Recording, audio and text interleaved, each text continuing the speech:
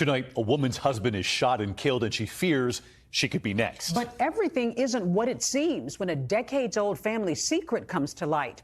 An all-new 2020 begins right now. My husband is dead.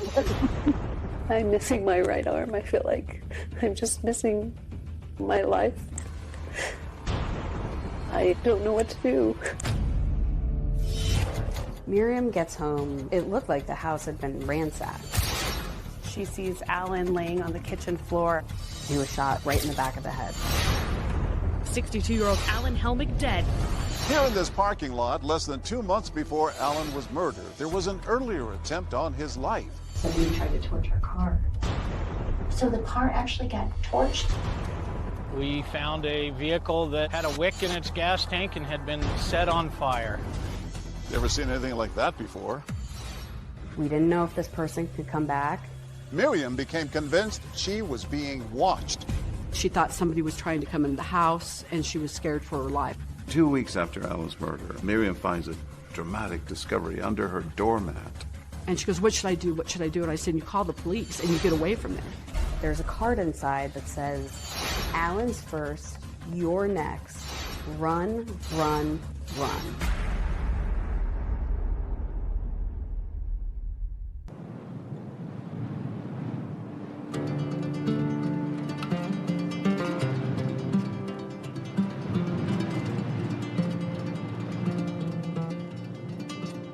Out here in the western Colorado countryside, the wide open spaces can stretch for miles. In a place this remote, it might seem unlikely that two lonely souls might find each other and a second chance at love. But that's exactly what happened here, until one warm summer day when the peace of this place was shattered by unimaginable violence. 911, what do you have to cover your emergency? My husband is dead. You what? My husband is dead. This was a big story that shocked a small town. There's stuff everywhere. He has blood under his head. There was a scare in the community, you know, that something like that could happen. We don't have a lot of crime here. No. I've got to do this. Murders just didn't really happen there, especially murders with so many twists, and especially to a well-respected businessman that everybody really loved. Alan Helmick was a fixture in this community, a man who dedicated his life to helping others achieve their dreams, getting small businesses off the ground and families into their first homes. In fact, he was known as the broker of Main Street. Alan Helmick was a prominent businessman. He had a mortgage business. Everybody respected him. He was firm, but he was very friendly. An avid outdoorsman, Alan took advantage of all western Colorado had to offer. The western slope is just gorgeous.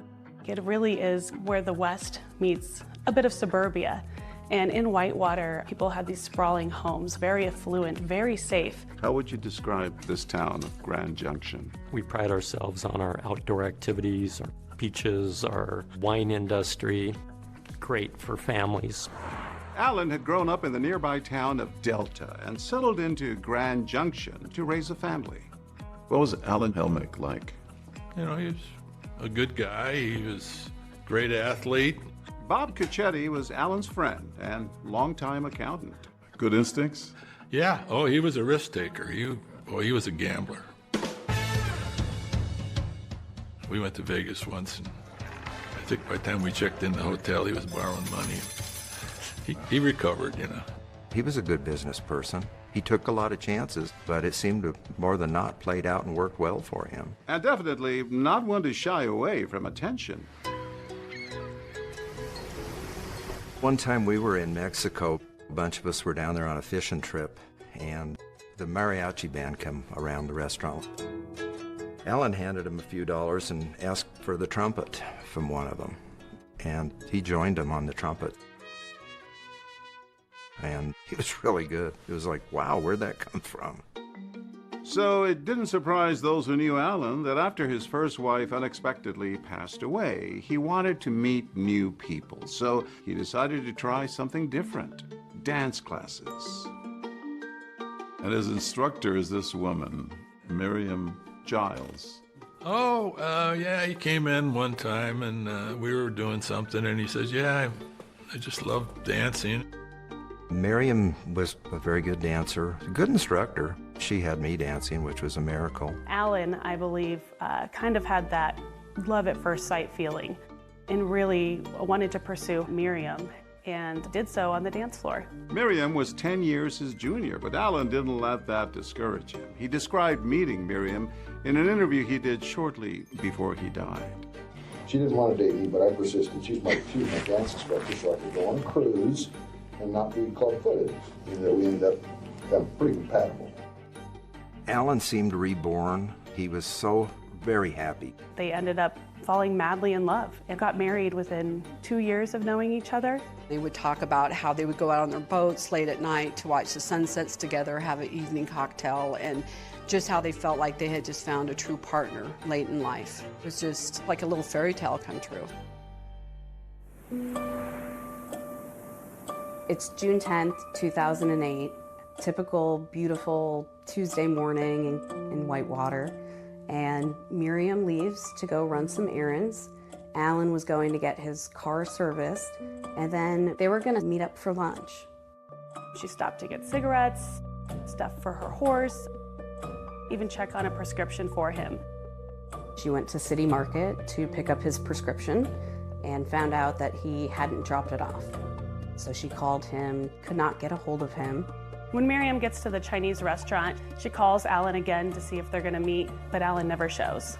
Miriam, after 15 minutes, decides to leave and head home. Miriam gets home. It looked like the house had been ransacked. At that point, she sees Alan laying on the kitchen floor on his back with blood under his head. She calls 911 immediately. She's sobbing. She's frantic. It's all bloody. He's all bloody? Yeah. Where's he bleeding from? It looks like the back of his head. It looks like somebody's been through here. We knew patrol had been dispatched out to what was reported as a robbery, and then we had a deceased person on scene. Robin Martin is a detective who worked the case. When the first officers arrived on the scene, they find Miriam distraught and kneeling over her husband. Alan was on the floor in the kitchen. It looked like he had been shot in the head, and we had a bullet casing next to his body. They did a very quick security sweep to make sure there wasn't a suspect still on scene. There's no one in the house. As they conduct their sweep, deputies notice drawers pulled out in the kitchen and a trash can tipped over in Alan's office. In the newsroom, we have police scanners, and we heard the call go out saying there was a robbery homicide out in Whitewater. I packed up my camera gear and went out there immediately. What I saw when I got out there was a scene that was taped off. Multiple officers going in and out of the house, conducting their investigation. A lot of media attention? Yes. This was a big deal in that town, I guess. It was. Very much so. And everybody wanted to know what was going on. My wife and I were getting ready for bed. 10 o'clock news come on. The headline was, there has been a homicide in Whitewater. The Mesa County Sheriff's Office is called out to this Whitewater home. I kind of jokingly said to my wife, I says, oh no, I wonder if that's Alan. And lo and behold, it was Alan. What they find is 62-year-old Alan Helmick dead, shot in the head. It's Detective Work 101 that you start with the people closest to the victim. But in this case, Alan's wife, Miriam, was running those errands, expecting to meet Alan for lunch. She even had the voicemails to prove it. Okay, Alan, this isn't funny anymore. I've been sitting here in front of the Chinese place for 15 minutes, so would you call me? Things did not add up. Everybody knew him. Everybody loved him. Who would do such a thing?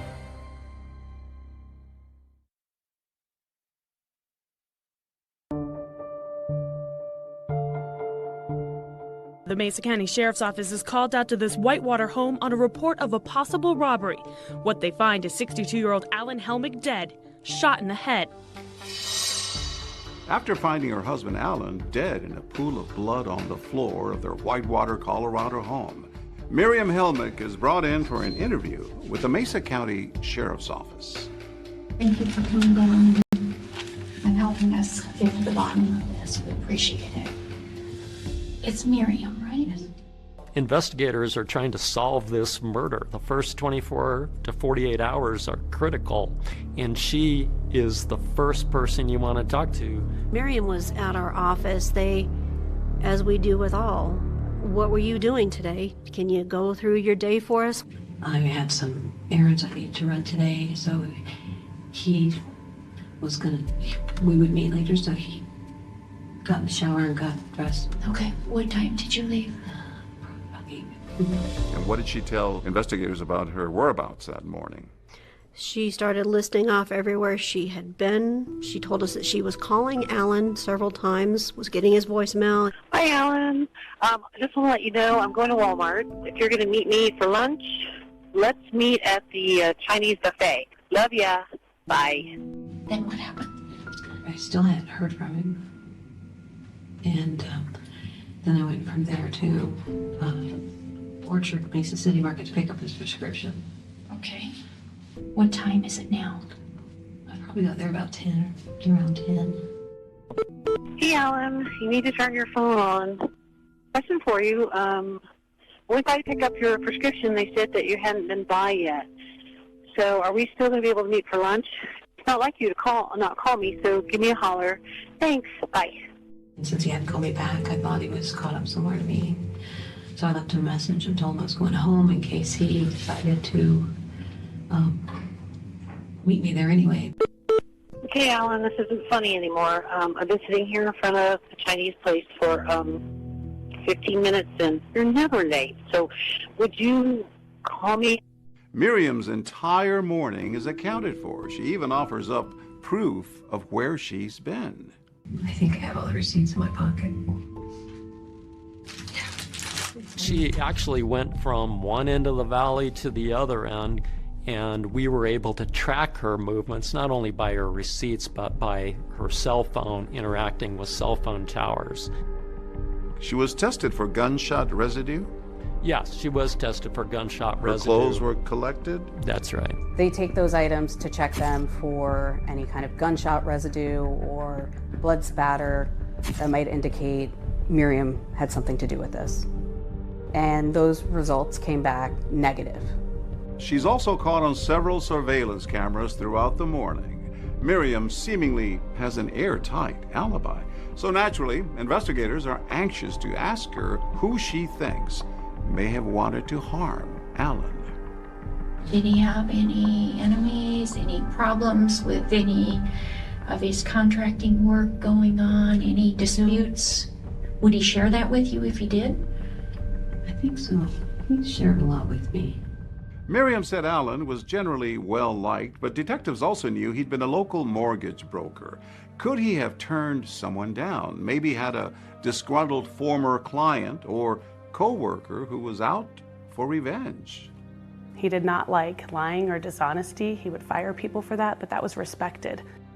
And he had started his own business here decades earlier. Alan had married his high school sweetheart, Sharon, and had 4 children through 37 years together. But on New Year's Eve, 2003, she died of a sudden heart attack. How did that affect him? Friends said that he was quite depressed and wasn't doing that well. And soon afterward, he takes up dancing. He was encouraged to try a new activity. When Alan met Miriam, I know she had a policy of not dating her students, but Alan was pretty relentless. Kieran Wilson was a local journalist in Grand Junction, Colorado, who covered this case. Just days after Alan's murder, she spoke to an emotional Miriam. I met him teaching how to dance, and I didn't really like him while he grew on me. But he was such a gentleman, and he was so sweet, and just love him to death. You know? Miriam had been dealt her own difficult hand in life, having faced not one but 2 unimaginable tragedies back in her home state of Florida. Chris Giles is Miriam's son. Grew up in Jacksonville, mom, dad, a sister. What was it like? It was good. Typical kind of four family. You know, me and my sister were super close. Mom kind of let us to do our things, but it was also there to kind of shepherd everything and help us through. In 2000, Miriam and her first husband, Jack, were devastated when their eldest child, 23-year-old daughter Amy, died suddenly after an accidental overdose. How did the family cope with this, with her death? We didn't really talk about it. After a while, things kind of started going downhill. And Jack just, he kind of, he just could not live without his daughter. They just tore him apart. And then 2 years after your sister dies, tragedy strikes again. Yeah. My dad took his own life, and I woke up to the gunshot. Miriam's husband, Jack, shot himself while he and Miriam were in bed. Mom kind of runs out the door, and she's hysterical, just losing her mind, like a scream I've never heard before in my entire life. Well, it was a dramatic change in your family. Yeah. The loss of father. Yeah, you're trying to figure out how to deal with those things. You got to deal with the pain. You got to deal with the hurt. You know. She turned to dancing after all this. Yeah, it was kind of her escape, where she kind of felt normal. And then your mom decides to move to Colorado. Yes. And not long after is when Alan Helmick walked through the door of the dance studio where Miriam worked. Everybody's really happy for Alan. He seemed real happy. Yeah, another chance at love. Everybody said that her and Alan were kind of a good team for dancing. They were a real couple. So Alan and Miriam decided to build a house together, and they chose the community of Whitewater. The house was set pretty far back from the road, and it was about a 40-acre property. Your mom goes through all this, seemingly happy again, and all of a sudden, this happens. 911, what do you have to have your emergency? My husband is dead. How did you learn that Alan had died? She called me. And told me that he'd been shot. Still kind of another shock to the system. Another loss. Yeah, another loss. So far, investigators don't seem to have much to go on. But about an hour into that police interview, Miriam says something that would raise the eyebrows of any homicide detective. In Delta. And somebody tried to torch our car. So the car actually got torched in Delta? Had Alan's killer made an earlier attempt on his life?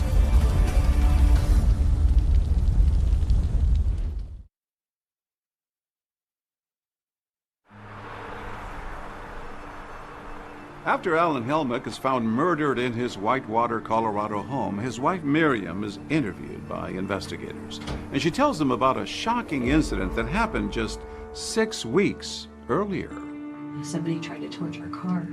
They took a stick or a big like restaurant skewer and put some kind of gauze on it and stuck it down in the gas tank and lit it.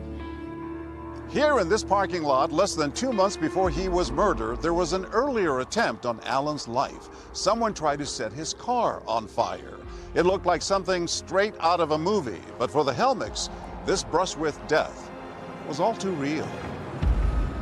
Tell me about that incident. What happened that day with the car?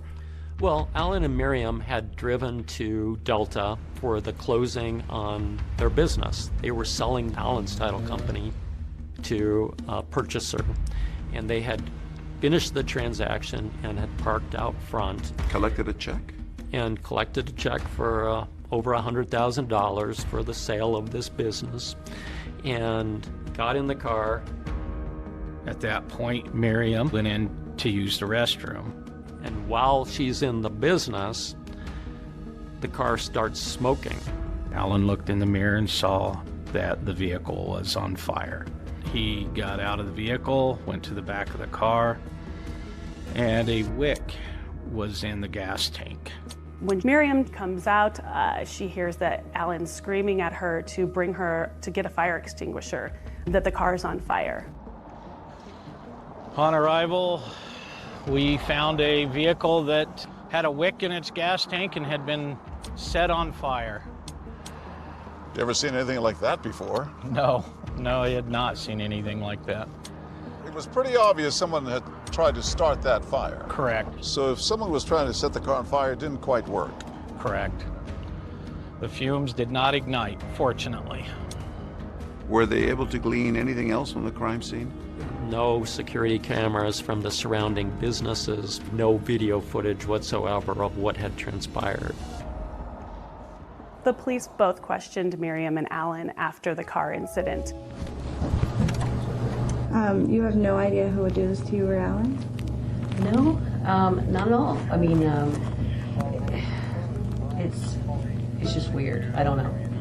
We've been hashing it over last night. We can't figure it out. Alan didn't have a lot of enemies, and so who would want to kill Alan in that kind of way by blowing up his car? That was a real mystery. Do you know anyone that would have a problem with you? I do not. Over the years, as active as I was in business in this area, there's going to be some unhappy people because I turn people down on loans from time to time. But I think I was well respected in the savings and loan industry. There are two people that have had a problem with me. Okay, who are those two people? Alan mentions two bankers with whom he had prior dealings, but quickly downplays their potential involvement in the arson. I can't imagine them being vindictive because they're too much exposed.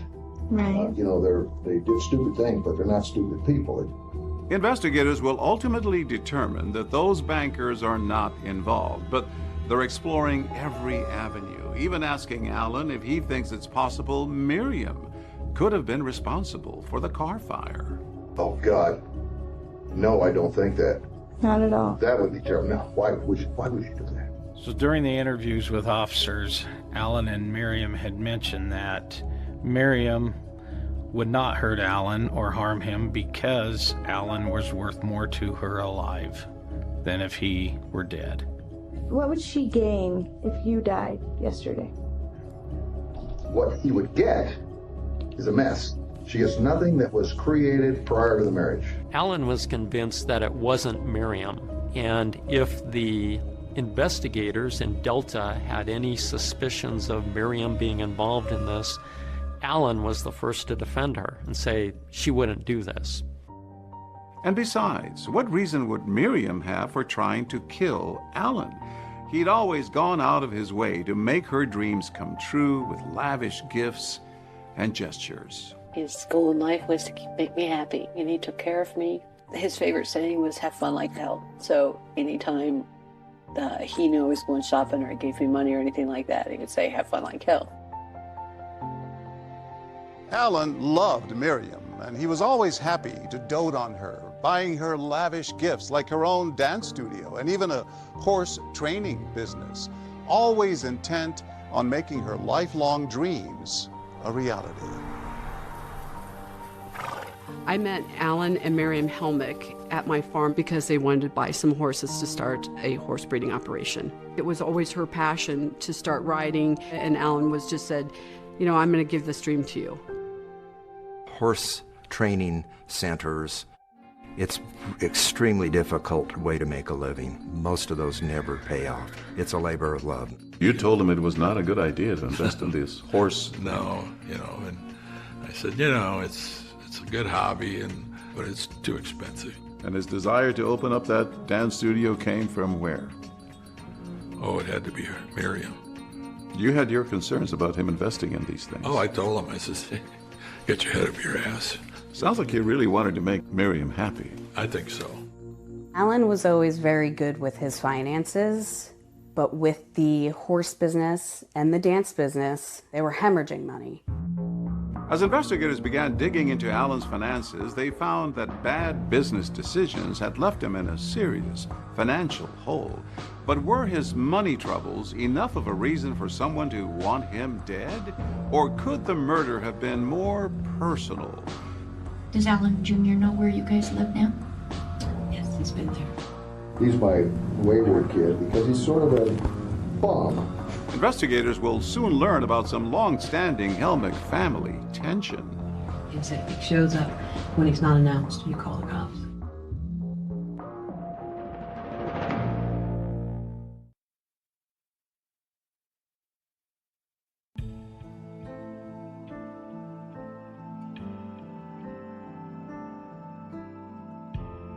One week after his untimely death, Alan Helmick is laid to rest.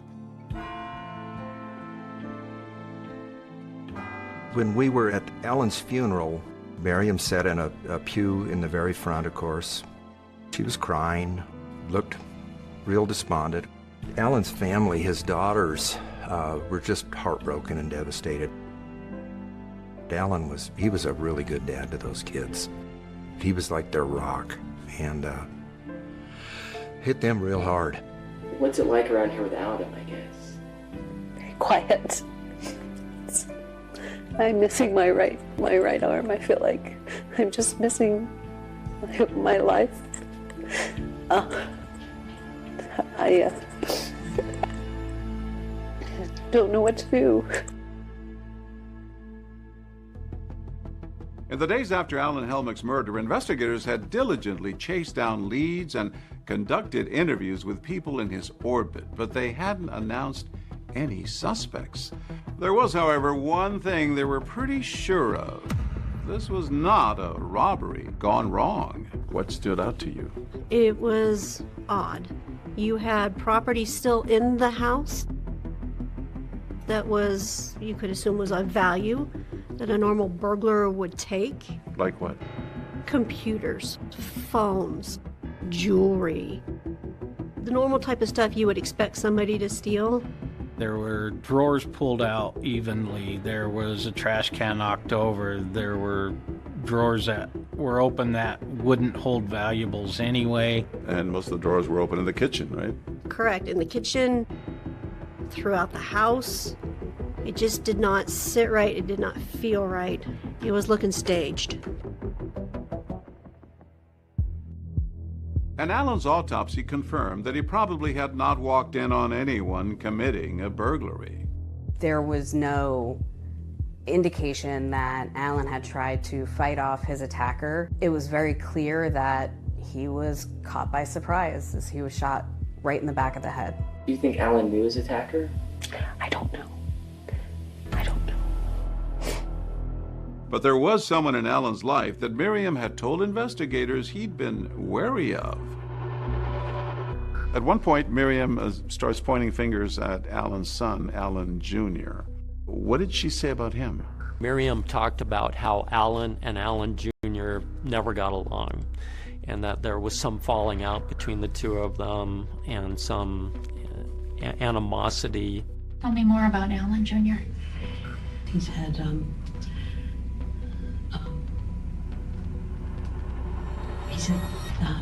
run-ins with the law. What was the relationship between Alan and Alan Jr. 3 to 4 months ago? Same. Same It's distance? been that way for many years. Okay, kind of Very stay apart. distant. Okay. There's some real animosity there. Does Alan Jr. know where you guys live now? Yes, he's been there. And after that car fire 6 weeks earlier, Alan had also mentioned his strained relationship with his son to those investigators. He's my wayward kid because he's sort of a bum. And you can't fix that by just handing him money. Alan's personal issues with his son, coupled with the fact that he may have known his attacker, was enough for detectives to bring Alan Jr. in for an interview. Come on in and have a seat. And Right here? Yes, that's fine. He's the kind of guy that if he saw something that wasn't right, he would give you his 2 cents about it, and it would not be nice. It would be sharp. He just told it as it is. Yeah, it's sharp. Yeah, right out. Sure. I go, that's like, you're out, you know, Right. you're I like you because you're doing this. Alan Jr. goes on to say that his father had effectively cut him off financially. Your dad would give me a dime. Okay. Did you ask? No, I'm sure that I had back then, and they repeated, you know, hey, this is something you need to learn. to take care of yourself. When asked, Alan Jr. insists he would never hurt his father, and he had an alibi. He was working out of state at the time of the murder. Where were you Tuesday? Because everybody's been asked that question. You know, I'm not an ignorant human being. Right. And I would be offended if you didn't ask those questions. In fact, I would be angry with you if you didn't ask them in that way. Would have been working on the computers. I would have been at the hostel on my computer. In Seattle. Alan Jr. was cleared as a suspect. That's right. No evidence linking Alan Jr. to having anything to do with Alan's murder. So investigators are back to square one. That's right. There were no suspects. We didn't know if this person could come back. I never thought it would happen here or anything like that would ever happen here. Because it's always quiet around here. Are you scared that this person might come back? I don't know. Yes and no. I don't want to leave because I'm closer to him here. Had there been a murder in my home, would not want to stay there, especially not a few days after. But she said it was her home. She said she felt closer to him there. But if Miriam says she felt safe enough to stay in her and Alan's home, that was about to change. And then 2 weeks after Alan's murder, Miriam finds a dramatic discovery under her doormat at the house. And she goes, what should I do? What should I do? And I said, you get off the phone and you call the police and you get away from there. Was the killer now coming after Miriam?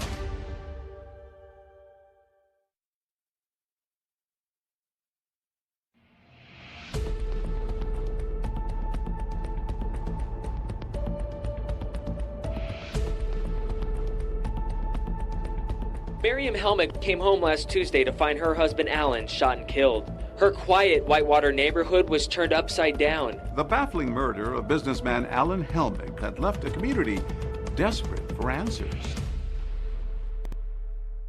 Detectives were taking a close look at everyone in Alan's life, even close friends like Ed Benson, who was brought in for an interview. I've known Alan, I don't know, a long time. So you're good friends, I could. Well, is it safe to say you're good friends, or we're friends? I mean, okay. We're not. We're good friends. So, strange interviews with the sheriff's department, the investigator. You know, you go in and we're friends, but yet we were treated as like suspects. Did you guys ever have any bad blood between you two, or anything like that? Not from my standpoint. Not at all. No. Any enemies that you know of without Alan telling you, or any? Said rumors that, Alan's not a good guy or anything like that? Never. Okay. Never. And there was that mysterious car fire just weeks earlier. Everyone wondering, could the two incidents be linked? Take it all that they may be connected? A good possibility. I was letting them figure that out. It was, it was a shock to us. But he never mentioned anything about anybody that would do something like that. As days passed with no suspects in custody, Miriam became convinced she was being watched. She reported seeing a white pickup truck with a driver she didn't recognize circling the property, leaving her to wonder whether the same people who killed Alan were now coming after her. I talked to Miriam almost on a daily basis, and in a lot of our conversations she talked about that she thought somebody was trying to come into the house and she was scared for her life. Miriam starts reporting that weird things have been happening around the house. She's saying that she will come home and a door that she knows she locked is unlocked. She was finding lights on. She was finding medicine cabinet doors open that shouldn't be. She saw one or more suspicious vehicles that she didn't know who was linked to them. And mind you, this is a very small area, only a handful of homes out there. And you recognize most of the vehicles that are driving in and out of the area. But the strange happenings at the home weren't the only thing worrying Miriam. With Alan, the sole breadwinner, gone, there wasn't any money coming in. During her police interview, Miriam had explained to investigators that they had a prenup. She really didn't have anything without him. She didn't stand to gain a lot. I did not have any legal claim to anything that he owned. Okay. It was pretty cut and dried. Miriam's financial situation was fairly dire. In fact, she started selling off some of the property they had together. She said she had no money. All the money was in Alan's name. So I said, well, let me buy the horses back. I'll pay your debt off to the other trainer. That way it'll give you some money for what you need to live on. And then, as Miriam is struggling to stay financially afloat, an ominous message shows up on her doorstep. She was with her friend Penny. They had just gotten back from shopping. She goes up to her front door and she sees an envelope sticking out from under the mat. And when she opens that envelope, there's a card inside that says, "Alan's first, you're next. Run, run, run." She collapses to the ground, becomes very distraught. Marion calls me and she's frantic. And she goes, "What should I do?" And I said, "Well, you need to hang up the phone and call the police and get out of there." I said, because somebody could be there trying to hurt you. The greeting card is turned over by Miriam to her lawyer, who then notifies the police. I was given a copy of the card. It said, "To the grieving widow," in block letters. On the front is a picture of a middle-aged female. And it said, "Insanity, doing the same thing over and over again, expecting a different result." And then inside, Alan spelled A-L-L-E-N. Misspelled. Misspelled. Your was also Y-O-U-R. A grammatical thing, okay. Whoever left it there had cut out the barcode, seemingly in an effort to obfuscate anybody tracing that card, where it was purchased, who purchased it, that sort of thing. It looks like Miriam might be the next target. Maybe there is somebody out there who really wants to kill Miriam as well. After Miriam received the threatening card, she left and she went back to Florida, Jacksonville, Florida, where she's from. She moved in with her son, Chris. How was she coping? Oh, it was not good. You know, there was some brokenness there. I just knew that she was in a bad place. I was trying to help her through that stuff. What did you make of that? I think that's not that abnormal. She didn't have a lot to her name, so she needed to figure out how to live without Alan. Back in Colorado, that bizarre greeting card gives police something they have been desperately searching for: a solid lead. I had actually seen this card before. Just coincidentally, you had seen the card? It's kind of a unique front on a card. It's at this city market that investigators finally get the break they've been waiting for. The person who bought that card with the threatening message from Miriam is caught on surveillance tape here. And just who that person is will take everyone by surprise. You see clear as day.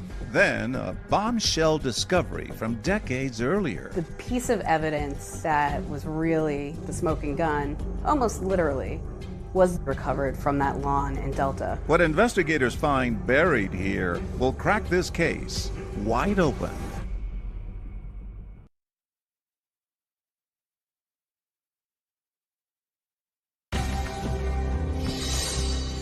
What we had was a man who had led a good life and he ended up murdered. I saw Alan on the floor. He was cold and gray. People were in disbelief. People were scared. I held his hand for a few minutes and tried to make some sense of it all.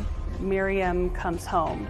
There's a handwritten note, and it says, "To the grieving widow, Alan's first, you're next. Run, run, run." It looks like Miriam might be the next target. The killer was now after her. You want twists and turns? There's no shortage of that here. I met Miriam on a dating site. She wrote, saw your profile, and loved it.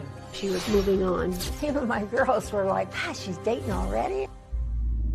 She's trying to get on with her life in a new state. But another incident with a gun comes to the surface. I heard the shot. Mom kind of runs out the door and she's hysterical, just screaming. Like a scream I've never heard before in my entire life. Could what they find buried in this yard be the smoking gun?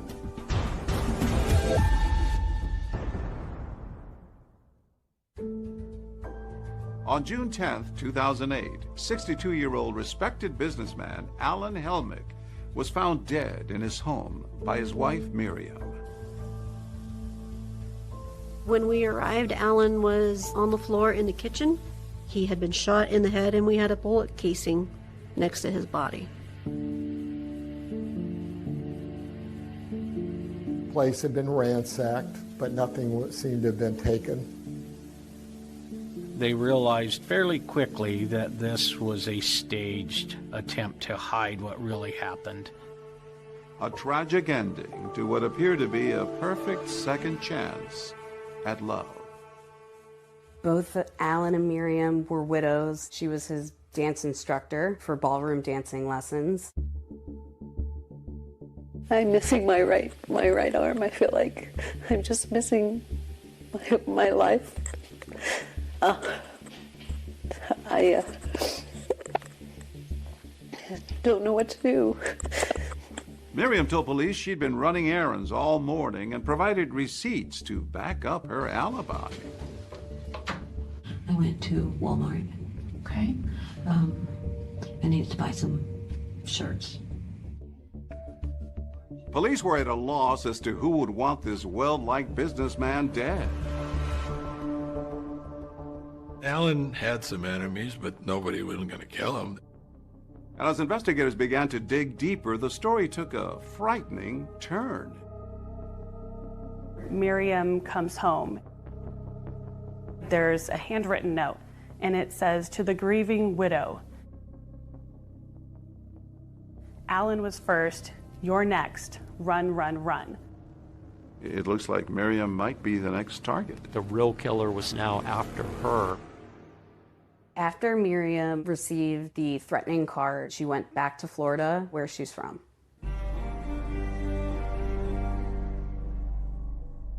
When Miriam came back to Florida, I was so surprised. I just couldn't believe it. She gave me a call, and you know, I got a lot to tell you, she says. In Florida, Miriam turned to old friends for support, reconnecting with her former neighbor, Aline Lee. Miriam didn't have any money. She said, all I've got is just the clothes on my back. I have nothing. I said, I can get you clothes. My girls are your size. I bought a gas card for her, and I gave her a bag of jewelry. I just felt bad for her. While Miriam tries to restart her life in Florida, detectives in Colorado are continuing to work the case, trying to figure out where that threatening card she received came from. They got in touch with the manufacturer of the card. He was able to tell them where these cards were sold. I checked the Hallmark. I checked the Hobby Lobby. We finally get to the city markets. I contacted their loss prevention guy. They found 2 sales. One person paid in cash, didn't know who that person was. The other one was with a credit card. So we had a name, and then he found one more purchase. He called me and he's like, I've got video. That store uses VHS tapes? That particular store was not as up to date as their others, and they did use VHS, and they used it over and over and over again. So by the time we got this tape, it was kind of delicate.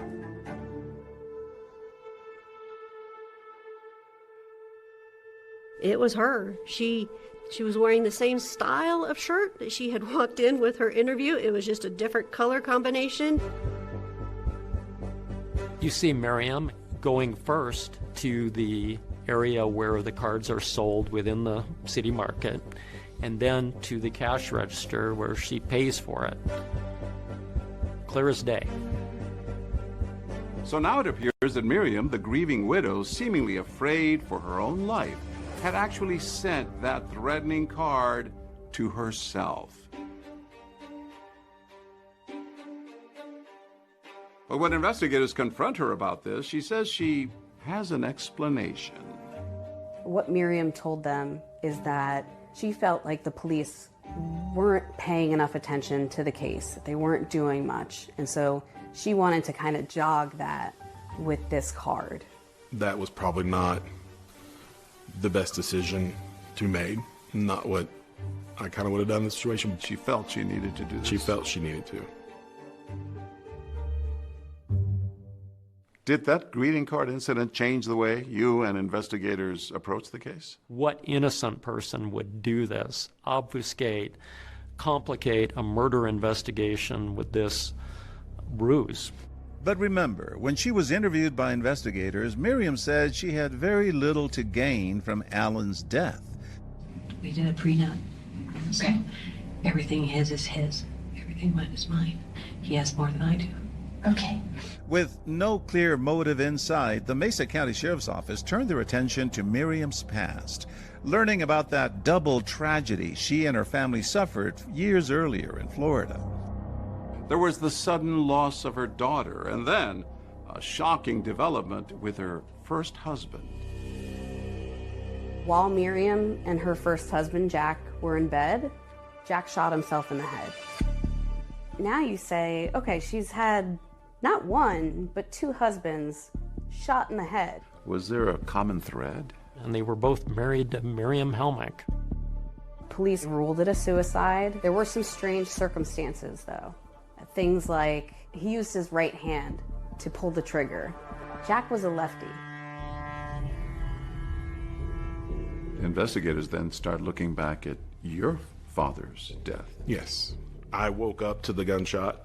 You were just down the hall. I was sleeping on the couch in the family room, and I heard the shot. Mom kind of runs out the door, and she's hysterical, just screaming. Like a scream I've never heard before in my entire life. There's certain things in life that can't be faked. Did you question her? No. I know one of the things came up is that my dad was left-handed. Well, my dad learned how to write left-handed because he had a cast on his arm when he was younger, so he was ambidextrous. He could use his right hand too. And you had seen him depressed before this? Yeah. Was the death of her first husband, that case, ever reopened? No, it was ruled a suicide. But with clouds of suspicion gathering over Miriam about the death of her second husband, she does something unexpected. I met Miriam on a dating site. A millionaire match? Millionaire match. Your profile described me to a T. Investigators are starting to wonder if they could actually have a black widow on their hands. I mean, she was finding the husband, she was looking for the money, and then moving on.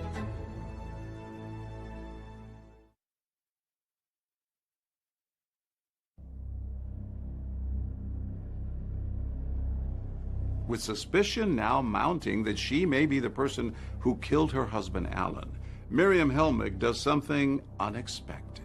She goes looking for love again.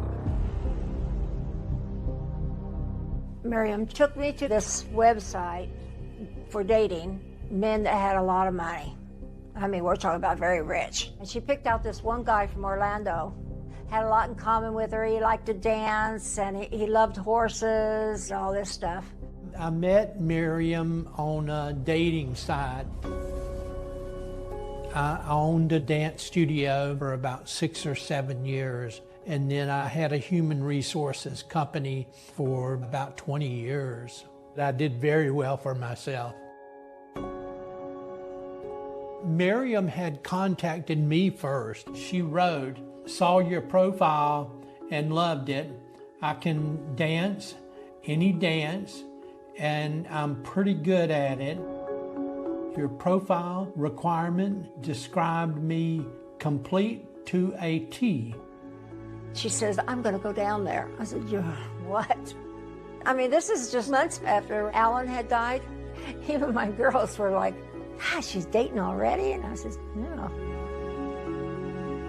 We met at TGI Fridays. She was very talkative, very nice. We hit it off really good, actually. Miriam even opens up about the recent loss of her husband. Miriam had told me that her husband had died of some brain disease. She said that we both felt he was going to die soon anyway, and there was no big deal. We were just waiting for the time. She handled his death very well. I just thought to myself, okay, well, big deal. Miriam may have been trying to move on and put Alan's death behind her, but back in Colorado, investigators are taking a closer look at her, starting with her alibi from the day of Alan's murder. Went to Orchard Mesa Market. I went to Walmart. I think I have all the receipts in my pocket. She was able to pull out the receipts from her pocket of everywhere she had been that morning. Just didn't seem natural to us. To show up at the police interview with a pocket full of receipts, suspicious or just thorough? I would say very odd. That is not a normal thing. Is that really your first thought, to explain where you had gone in great detail and keeping the receipts? What did investigators make of her alibi? Well, they thought it was suspicious, didn't make a lot of sense to them.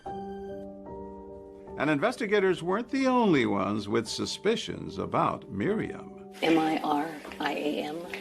Helmick, Helmick. Remember that local reporter who sat down with her after Alan's murder? She couldn't shake the feeling that something was off with her story. Have you planned the funeral yet? Oh, it's tomorrow at 10. I start to get a weird feeling as she's talking. I wanted to get back into dressage and decided I should have a dressage horse, so he bought saddle. It was all about her.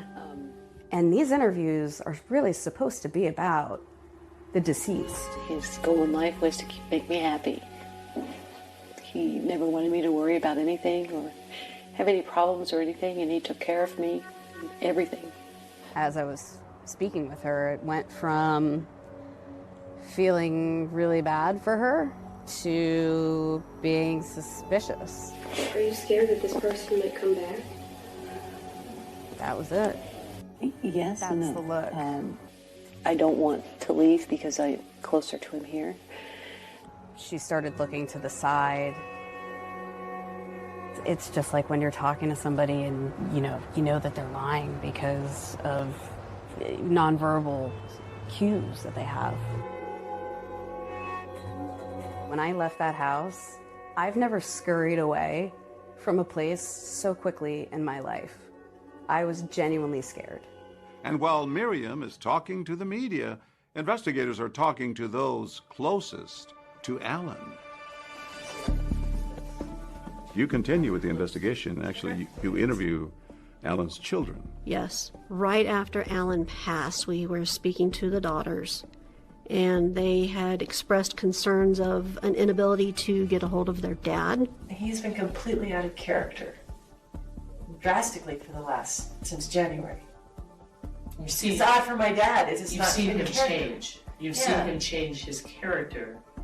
And maybe not so much see him change his character, but through her, I can't even get to him. He wasn't answering phone calls. He wasn't returning voicemails. Hi, Dad. It's Portia. I hate to bother you so much. I haven't been able to talk to you, so things are piling up. Hey, Miriam. This is Christy. I've been calling my dad for about a week, and I'm not hearing back. And every time I call, Miriam answers. Before then. His phone? Yeah. Okay. His cell phone. Which I thought was weird. He always answered his phone. It appeared that he was being distanced from them. I'm like, well, Dad, is your home phone hooked up? He's like, no. I'm like, well, how does anybody get a hold of you? Well, Miriam doesn't want anybody to bother me. And when they would call Miriam, there was excuses as to, oh, I'll have him call you back, or he's not around. She certainly, in the days leading up to his murder, was isolating him from his children.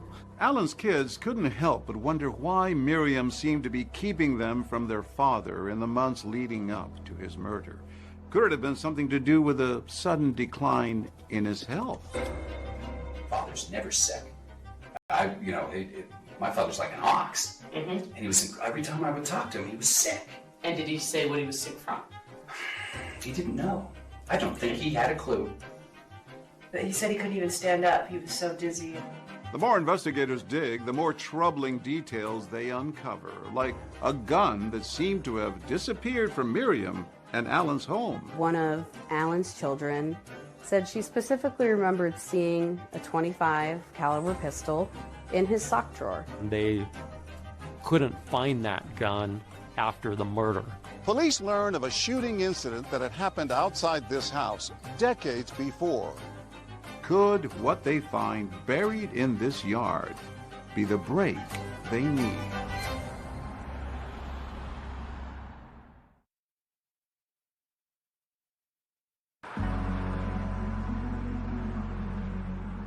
Detectives will often say that when it comes to investigating, there are no coincidences. And for those working the murder of Alan Helmick, they were certain that attempted car fire just weeks earlier was somehow connected to their case.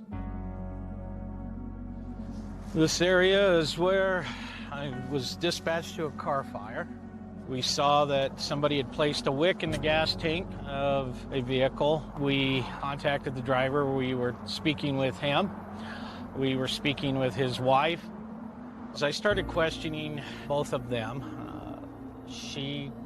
I noticed she became a bit nervous, and she said that she wasn't feeling well, needed to run to the restroom.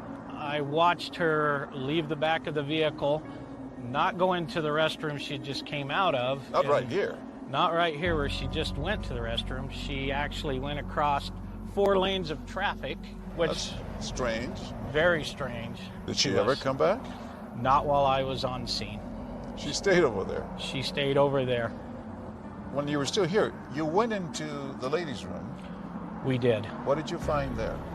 We smelled the odor of gasoline.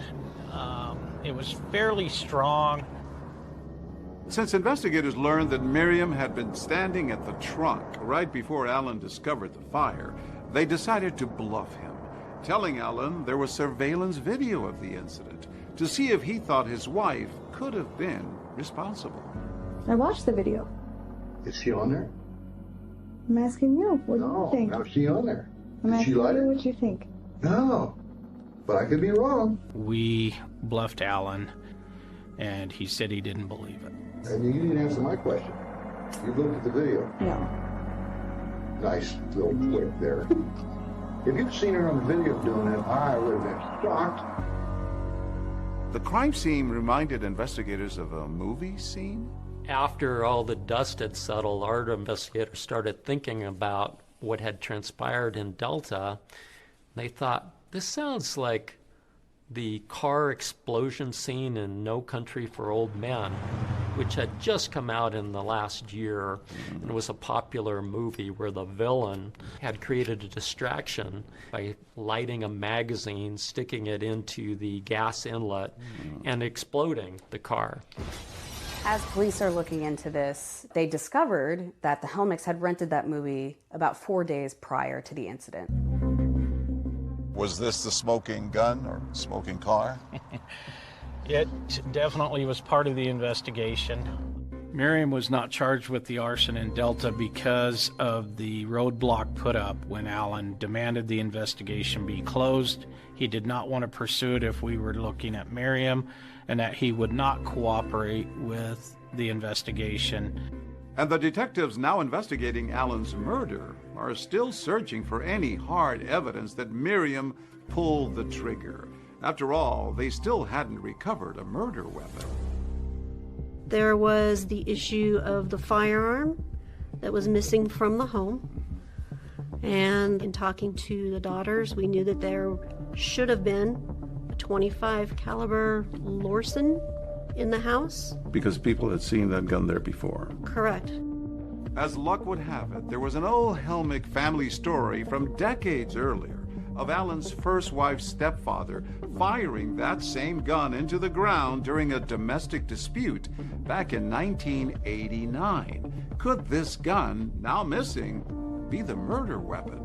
There was some evidence that had been in the house in the years leading up to the murder, and no evidence of what he would have done with that weapon. No evidence he sold it, gave it away, traded it. You know, where is this gun? And then investigators bring in a metal detector into the case. Right. Detectives come up with a long-shot idea. Go back to the property where that domestic dispute happened back in 1989. Could they recover the bullet fired from that gun and compare it to the bullet that killed Alan? I received a phone call from the chief investigator at the Sheriff's Department of Mesa County asking me if I would assist them in searching for a bullet. Carol Quarles is a retired law enforcement officer who has experience using a metal detector to search for missing evidence. So your reaction when they asked you to get involved in this case? Oh, yeah, heck yeah. Anytime. Just call me. I love finding evidence. And you started over here? And I started working my way around. And then I just slowly worked my way around to about midway in the yard. And I hadn't found anything. And they were getting nervous. The investigator said, well, maybe you're not going to find it. Yeah, maybe the witness wasn't remembering things right. Right. To which you said, let me check over there in case the shooter shot into that corner of the yard. And so I walked over there, and it wasn't 30 to 45 seconds, and I had the bullet. Where did you find that bullet? That bullet was right in this area right here. It was an aha moment. I mean, it was euphoric. That's the best way that I can explain it. And they dug up that bullet that had been there since 1989. They were able to compare that bullet from the ground to the bullet that was recovered from Alan's headshot. And what we were able to determine was that the two bullets were consistent with each other. The evidence is building up against her. It is. At this point, police believe that they have enough to arrest Miriam for Alan's murder. But this is a woman who police believe orchestrated an attempted firebombing and shot her husband in the head in cold blood. Is she just going to go quietly? She's being investigated for a homicide. You don't ever know that she doesn't have a gun. If she sees you and she's scared, knows what's going on, it's a real game out there at that point.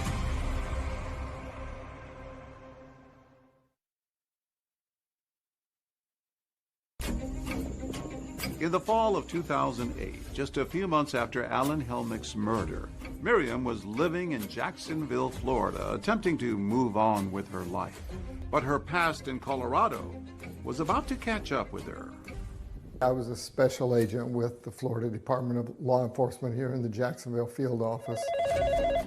I got a call from Mesa County Sheriff's detectives, and they were investigating a homicide in Colorado. Did you have an inkling that she might be a suspect? It wasn't kind of until I was driving home one day and the Grand Junction police called me and said, is she living? I was like, yeah, she's with me. I don't know what's going on, but she's there. And we sent two investigators down there with an arrest warrant. They handcuffed her and set her right on the ground. She had a blank expression on her face, like a little bit angry looking almost. 6 months after Alan's death, Miriam is charged with first-degree murder, attempted murder for that car fire, and forgery. She pleads not guilty and is extradited from Florida back to Colorado. What we had was a man who had led a good life and he ended up murdered. And there's a need to bring to justice the right person. A year after being arrested and charged, Miriam Helmick goes on trial here at the Mesa County Courthouse. Prosecutors argue that the grieving widow is actually a cold-blooded killer. Miriam Helmick standing trial for the murder of her husband was a huge deal. The courtroom was pretty packed. It was a bit chilling. Miriam did not show a lot of emotion. She didn't look like herself. So why do prosecutors believe Miriam killed Alan? They argue the motive was as age-old as they come. Money. Financial motive was the critical part of your argument. There were suspicious bank account activity where it appeared that Miriam had forged multiple checks from Alan's account. All told, she had taken about $40,000 out of his account through writing those checks. But the defense pushed back, saying that Miriam had Alan's permission to write those checks, both as his wife and his secretary. Banks had been calling, trying to get a hold of Alan. He wasn't being available to his banker, something that had never happened before. Now there was an urgency. Right. In fact, the banker had reached out to one of Alan's daughters, and that was tension that was building. Prosecutors put Alan's daughter, Portia, on the stand to testify about the way Miriam seemed to be isolating her father in the months leading up to his murder. He was much less involved in my life. He was much more distant. I called him, and when I didn't get to his phone, I called Miriam's phone. And when they would call Miriam, there was excuses as to, oh, I'll have him call you back, or he's not around. If Alan was discovering that she had been taking money from him without permission, that was a possible motive. How would he have reacted if he had found it? Everything would have been over. You would have had our attorney on a hotline, and it would have been over. And prosecutors argued that Miriam had tried to kill Alan not once, but twice. The first time in that failed attempt at blowing up his car. They called Miriam's horse breeder and friend, Jerry Yarborough, to the stand. When I went on the stand, I was super scared because I knew my testimony was going to be not so good for Miriam. Jerry told jurors about a conversation she said she had with Miriam after that failed car bombing. She had said that she found out that a car won't explode if it has a full tank of gas. And when she said that, what was her demeanor? She laughed. That catch you off guard? Pretty much. But the defense pointed out that if Miriam was after Alan's money, why would she try to blow up his car while he was holding that large cashier's check he had just received? The piece of evidence that was really the smoking gun, almost literally, was the bullet that was able to be recovered from that lawn in Delta. How pivotal was that in tying Miriam to the crime? That was a nice piece of evidence because we didn't actually find the gun, but we had a story about the gun, how it was seen in the home. Now we have a bullet that roughly matches the bullet that was recovered from Alan. But as Miriam's defense pointed out, roughly matched is not the same as a perfect match. Couldn't prove it beyond a reasonable doubt. Then the defense did something you don't often see at a murder trial. The defense calls Miriam Helmick to the stand. They called Miriam to testify in her own defense. Once you got inside, what did you see? I saw Alan on the floor. I dropped my bags and went to him. He was cold and gray. I held his hand for a few minutes and tried to make some sense of it all. Miriam stayed on that stand for 2 days, denying that she had anything to do with Alan's murder. When prosecutors got their chance to cross-examine her, they pressed her on the infamous run, run, run card that she admitted sending to herself. You were just acting at that time, weren't you? Yes, just briefly. You concocted a complete ruse to lead them on a wild goose chase away from you and towards some phantom killer out there, correct? If they'd actually had contacted me or listened, then maybe I wouldn't have been at that point. That was probably not the best decision to be made, but I think at that point she was probably broken, just emotionally and mentally broken. That video really did undermine Miriam's credibility. Showing her purchasing that card was very difficult for the defense to rebut. After 16 days of testimony, the jury gets the case. They come back with a verdict in 5 hours for a first-degree murder case. You just don't see that. 5 hours was very fast. The verdict, guilty on all counts. There was a little bit of a sigh of relief. Well, you thought, good, she's going to get what she has coming. She was sentenced to life without parole. I think that spoke volumes to all of the evidence, circumstantial or not, that was stacked up against her. But Miriam says the jury got it wrong, and she had a lot more to say when we spoke in her first interview since being convicted. Miriam, are you telling me that your husband Alan started the car fire himself? Why would he do that?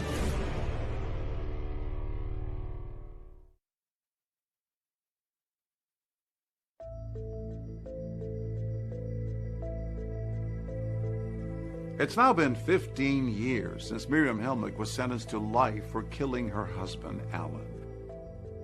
Since then, she's been at the Denver Women's Correctional Facility, where she recently called me from. An incarcerated individual at Denver Women's Correctional Facility. Hello, Miriam. Hi. How are you doing over there? Good. This is the first time she's spoken publicly since her 2009 sentencing. I asked Miriam about first meeting Alan back when she was his dance instructor in Grand Junction. And was it love at first sight? Well, not really, no, because I was there trying to work, and but he just never gave up. Let's just put it that way. He was very persistent. Yes, very. And then eventually you fell in love with him. Yes. It was kind of hard not to. I mean, he's a very, very kind, very sweet man, and he always had your best interest at heart, usually. Alan's kids say that you were isolating him from them in the months prior to his death. Was that true? No. But he would get really pale during the day, and I would make him rest. And so I would take his phone away where he wouldn't ring so that he could get some rest. Because it seemed like they always called when he was trying to get a nap. Next message. Hey, this is Portia. I'm starting to get a complex here because you guys have never not picked up your phone. Our pathologist, Dr. Kurtzman, indicated there was evidence of advanced heart disease. So if he was not feeling well, it was probably attributable to the heart disease. Prosecutors say that you fraudulently had written about $40,000 in checks on Alan's money that he was about to find out, and that's why you killed him.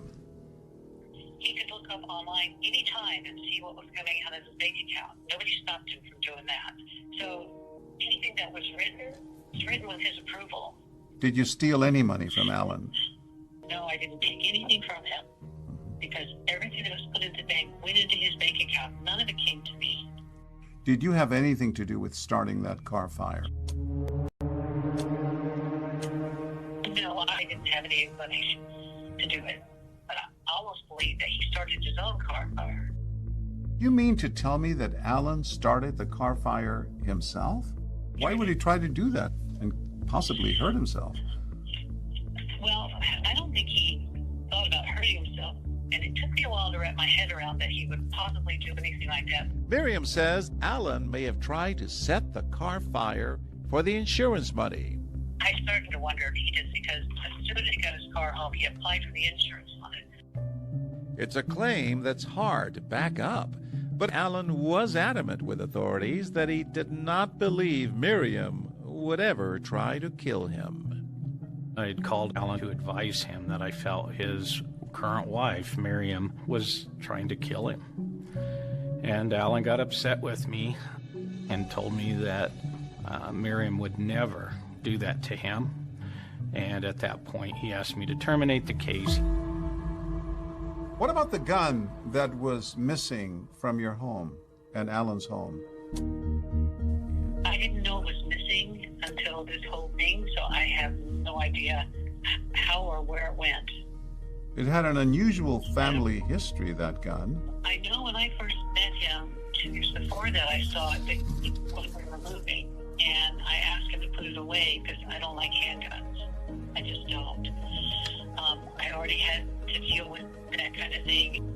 It was very unnerving to me. That was the last time I saw it. Now, authorities also questioned your alibi, all the receipts that you had.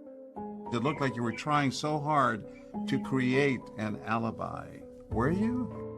It's not uncommon for anybody to pocket their receipts. I had cash and receipts, so they went in my pocket.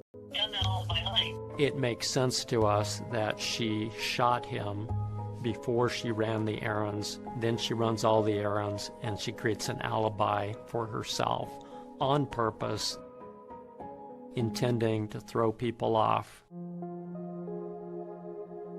Miriam, did you kill your husband, Alan? I did not. Do you think you'll get out of prison someday? I do, eventually, because I know that I'm going to keep everything, and I know that we're going to be able to put this together. What do you think will prove your innocence now? The fact that I had no GSR on me, I had no blood spray on me. Wouldn't the blood spatter and the gunshot residue be easily washed off if you took a shower? Well, that's funny because when I went to the police station that afternoon, you could tell I hadn't taken a shower. There was even some dirt under my fingernails, pretty much from doing the barn that morning and helping him shovel out stalls.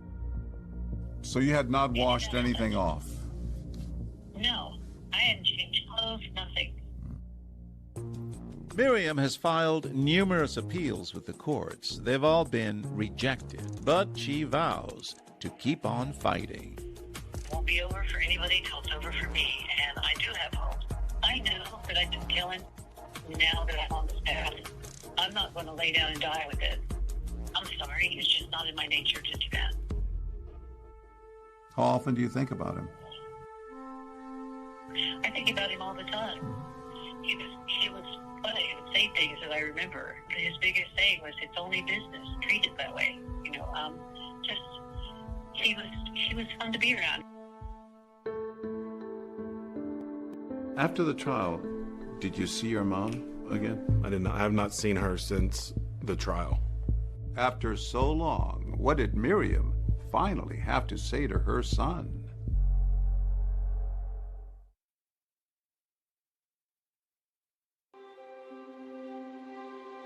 Don't forget, you're going to put on your jacket, too.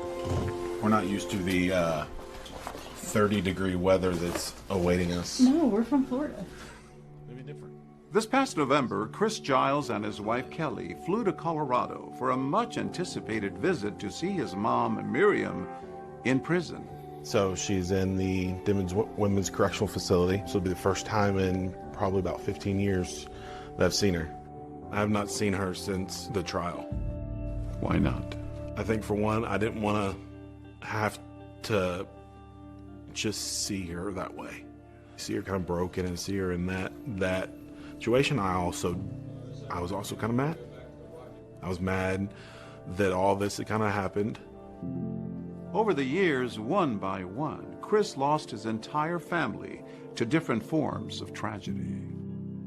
It's just kind of a whirlwind, and then all of a sudden this happens. That new husband dies, and then she's arrested. Yeah. You're trying to figure out how to deal with those things, and you kind of got to deal with the pain, you got to deal with the hurt. Let's rock and roll.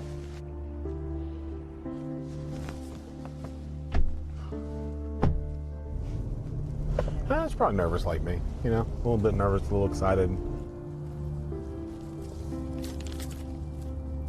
Our cameras were not allowed inside the prison, but Chris tells me that reuniting with his mom, while complicated, was also healing for him. First thing she did was apologize. What did she say? As soon as we sat down.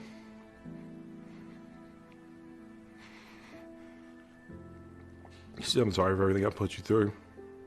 She said, "I'm sorry that we had to go through this." But still, once we got to the Allen part, she was firm in that she was innocent of all that stuff. And so we just hashed out kind of what had happened. Do you believe your mother had anything to do with Alan's murder? I do not. With your father? I do not, no. Seeing your mom was a big step for you after all these years. Forgiveness is a big thing, It's huge when you can work through that and go, I don't have to forget about it, but I can choose to forgive you for it. But when it comes to Alan's family and friends, there are some things that they say they would rather forget. I try not to think about the murder. I more like to think about the fun times that we had with Alan. That's those are good memories. What do you think Alan would have wanted people to remember about him? He was a lot of fun. This kind of guy you could, meet and have a drink with and have a good laugh. He treated everybody with fairness and respect and gave a lot of love to those around him. Nobody wanted to hurt him except for his own wife. She ended up taking this man's life. Oh, I mean, a good man was killed. I don't know whether justice is served or not. She's in jail, and apparently she's never going to get out, but he's still dead. You can't bring him back. I think his legacy is that he was tried and true in the community. He did what he said he was going to do. Alan was truly loved by everyone that knew him.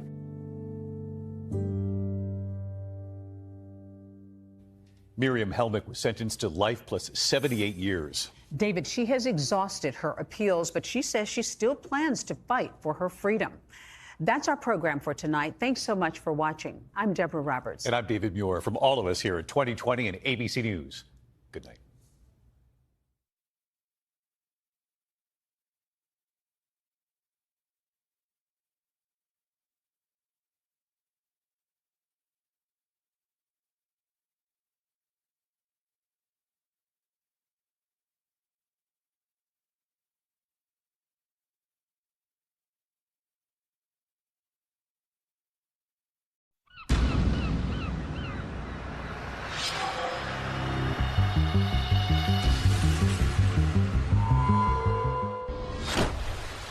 The last thing they would expect is to find a suitcase with a human body in it.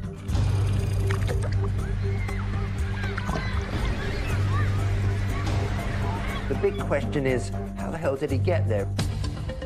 They were crazy in love at first, but it quickly became tumultuous. There were infidelities. They'd go back and forth. They'd fight. I think they liked the drama of it. And the next thing coming out of his mouth is, when I get home, I'm going to kill you. I'm going to smash your face in. He said he was leaving and he wasn't coming back. Were you ever angry enough to want to see him dead? There were times I wanted him gone, but gone doesn't mean dead. And Mel just said, well, I'm a single mom now, and now I've just got to get on with my life. I said, well, no, the next thing is we've got to figure out who did this to him. And after I got off the phone, I said, she did it. They couldn't find any forensic evidence whatsoever to establish that this was a crime scene. Do you still insist that you're innocent? Absolutely. I still feel like, how could somebody think that I did that? I think she did not actually commit the crime. It turns out it isn't the end of this story.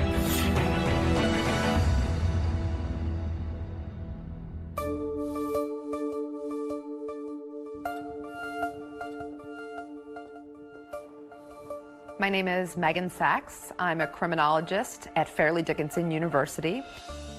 In simplest terms, criminology is the scientific study of what causes crime and how the criminal justice system responds to crime. I've written about 25 true crime books over the years, and I think Melanie Maguire's is perhaps one of the most interesting ones and baffling. This is Melanie Maguire, arrested today minutes after dropping off her children at daycare. Melanie Maguire, a New Jersey nurse, was accused of killing her husband, cutting up his body and throwing it into the Chesapeake Bay. In 2007, what was being called the suitcase murder trial was generating an enormous amount of media attention, not just in New Jersey, but all across the country. 3 bizarre discoveries, 3 separate suitcases, all containing human remains. A woman who was on trial for her very life. She says the real truth behind the crime has never been revealed. With no history of violence and no apparent motive for murder, could she really have done it? She was this beautiful young nurse, and they were this seemingly normal middle-class couple, and the murder happened in such a grisly way. The idea that this beautiful nurse could have actually killed her husband and then cut him up is just incredible. Of course, there were the salacious aspects. Mrs. Maguire is a registered nurse, and prosecutors say she had an affair with a doctor. She didn't fit the profile, I guess, of a murderer.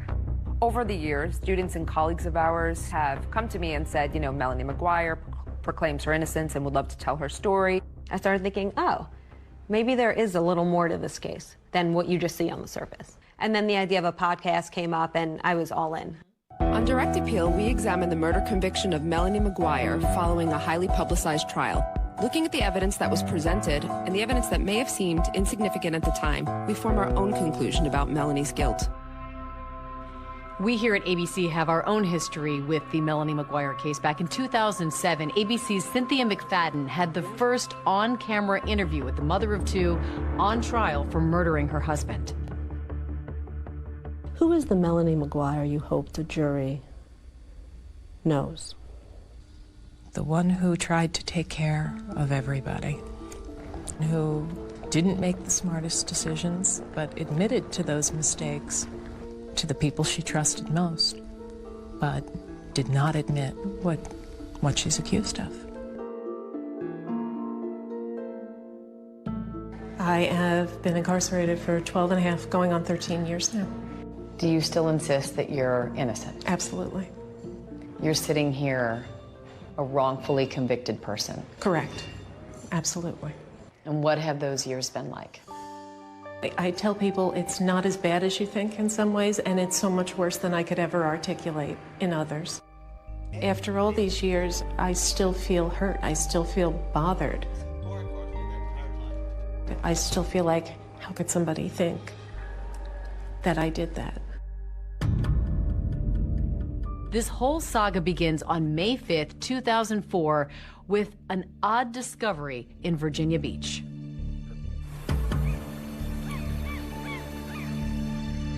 Early morning, a couple of fishermen and their kids are out on a boat by the Chesapeake Bay.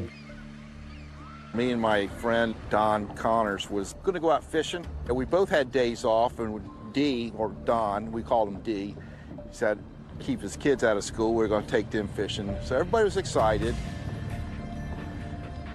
We went right out through this bridge here, and if you keep on going, you'll run right into the Chesapeake Bay Bridge Tunnel. In the Chesapeake Bay Bridge Tunnel is about 17.5 miles long. It really is quite astonishing. It connects the eastern shore of Virginia to Virginia Beach. Has two tunnels for two shipping channels, and once you get on the other side, you go north, you're up into Maryland, Delaware, New Jersey. So we went out there and anchored off of Fisherman's Island, and we were just doing some fishing. And suddenly, one notices that a suitcase has floated by. We wheeled the boat around, pulled up alongside it. I immediately thought it probably blew off of a car, you know, and off the luggage rack or something. D and his son had reached over and were trying to pull it up in. It had some weight to it, so I stopped the boat, reached in and helped him pull that thing up in there. And laid it in the floor of the boat. They found a dark green Kenneth Cole suitcase in pretty good condition that was apparently part of a luggage set of 3. They put it on board, and the little boy with them is very, very excited. He thinks it's buried treasure, so he wants to open it. The contents were covered with a thick trash bag, like a hefty bag or something. And I said, uh-oh.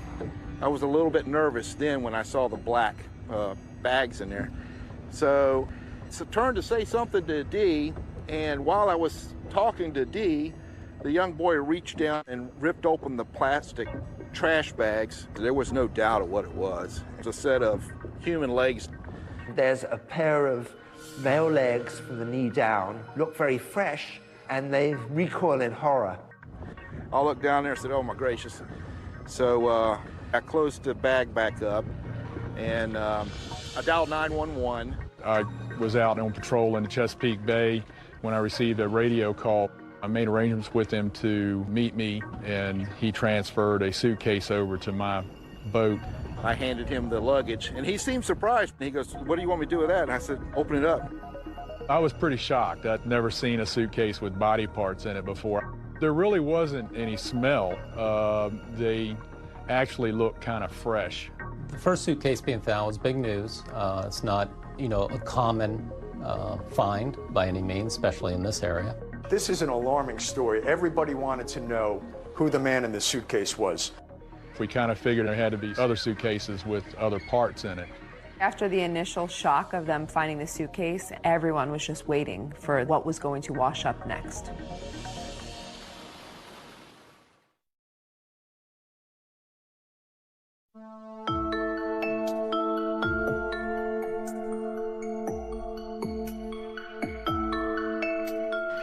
The Chesapeake Bay area, there's a lot of boaters, there are bird watchers, there's Fisherman's Island, a nature sanctuary.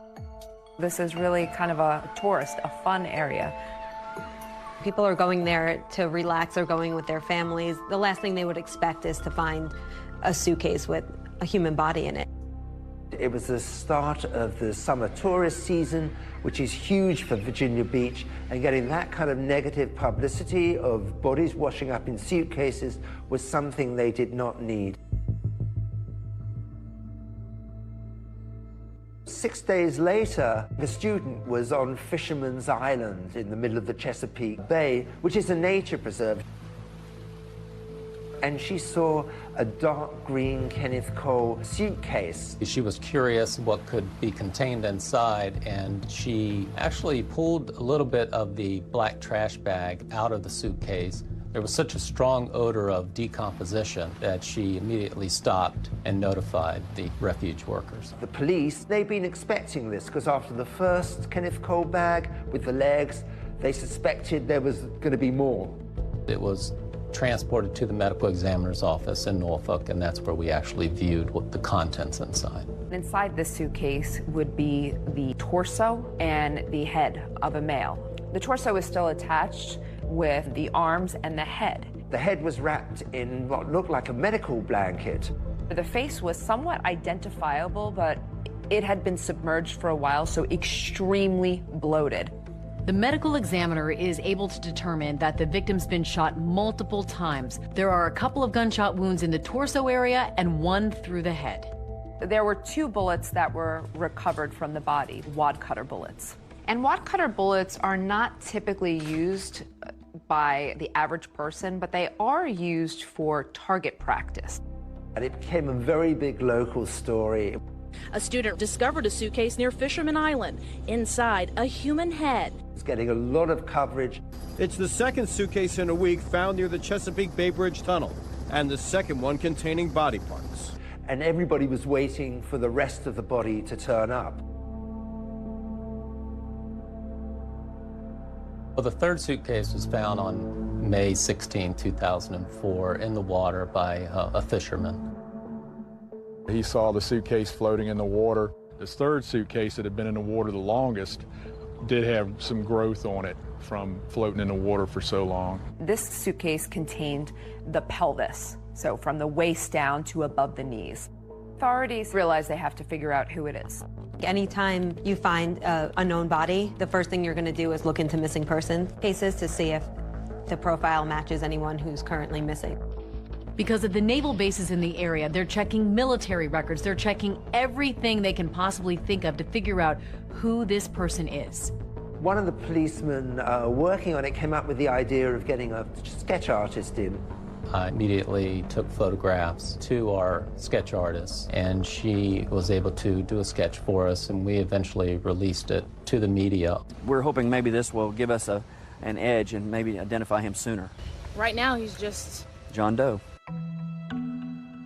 May the 21st, Sue sees the picture on TV of a sketch that they had done to find out who this person was. Sue had been getting out of the shower one morning.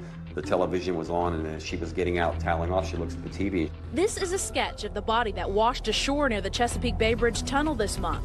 He belongs to somebody. I mean, he's got loved ones. She thinks, oh my God, that looks like Bill. Sue was pretty sure that it was Bill McGuire. This is John and Sue Rice, Bill McGuire's good friends. Bill and John had been friends since their early Navy days. Bill was friends with Sue as well. Melanie knew Sue. The couples had vacationed together. Sue immediately calls her husband to take a look, and he's not so sure it's Bill. But Sue's convinced it is, in fact, and says, please call Crime Stoppers. He was very good friends with Mr. McGuire. He told me that Mr. McGuire lived in Woodbridge, New Jersey. He was married to Melanie McGuire, and they had 2 small children. He wanted to know more about the dynamics of Bill, why I thought it could be Bill. And the only way that I thought it could be Bill is that, yeah, he's missing too. John Rice had spoke to Cindy Lagash, who is William McGuire's sister. I got a call from Cindy. She said, John, is Billy there? And I said, no, he's not. What's going on? And she said, well, Bill and Melanie got in an argument and he left and he hadn't been heard from. He said he was leaving and he wasn't coming back.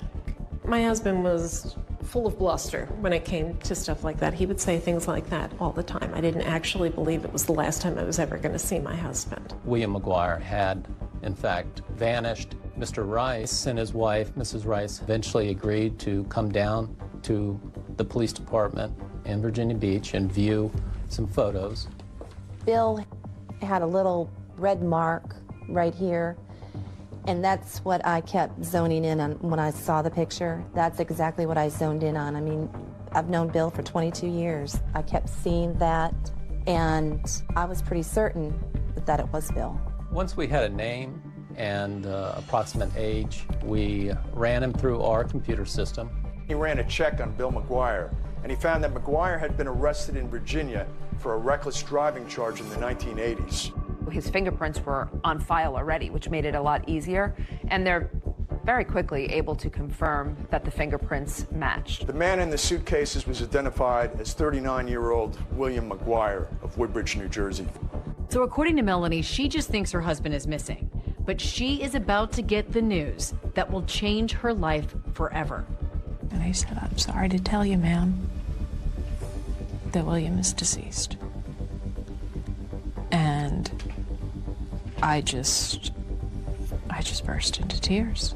Now they've solved the mystery of who the man in the suitcase is. The big question is, how the hell did he get there?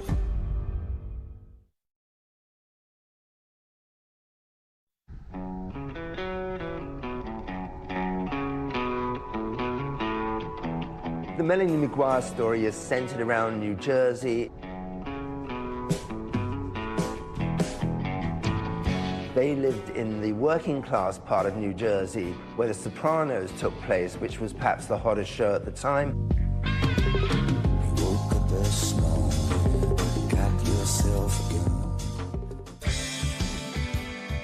Melanie is a Jersey girl, born and raised there. Her parents are Linda and Michael Caporero. She's a great, great daughter, mother, friend, full of life, fun-loving, a good girl, never in trouble, never in trouble. Always trying to help people. She's working in the restaurants in Jersey. She's a waitress, and she met Bill McGuire. He was also a server. Bill was known as the rude waiter because he would speed people up in a jocular way, but they loved it, and he would ask for the rude waiter. What was he like? Funny, clever. He had a big heart when he wanted to. He wanted all the right things. He was very, very loyal. He was a tremendous friend. When I first met Bill, I didn't know what to make of him because he was really a practical joker and whatnot, and I thought, well, this guy could probably get on somebody's nerves with all this. But he was so funny, he just kind of overcame whatever resistance you might have to him. Melanie was a fertility nurse when I met her. She's just so caring, so nurturing. She was working with women who were going through really tough times, trying to get pregnant. She was very compassionate, and her patients really loved her. What made you a good nurse? Type A personality. The way I looked at it, I was not going to be happy with anything less than the total comfort level of my patients. In 1998, Bill called John and I and told us that he wanted to bring Melanie down to meet us.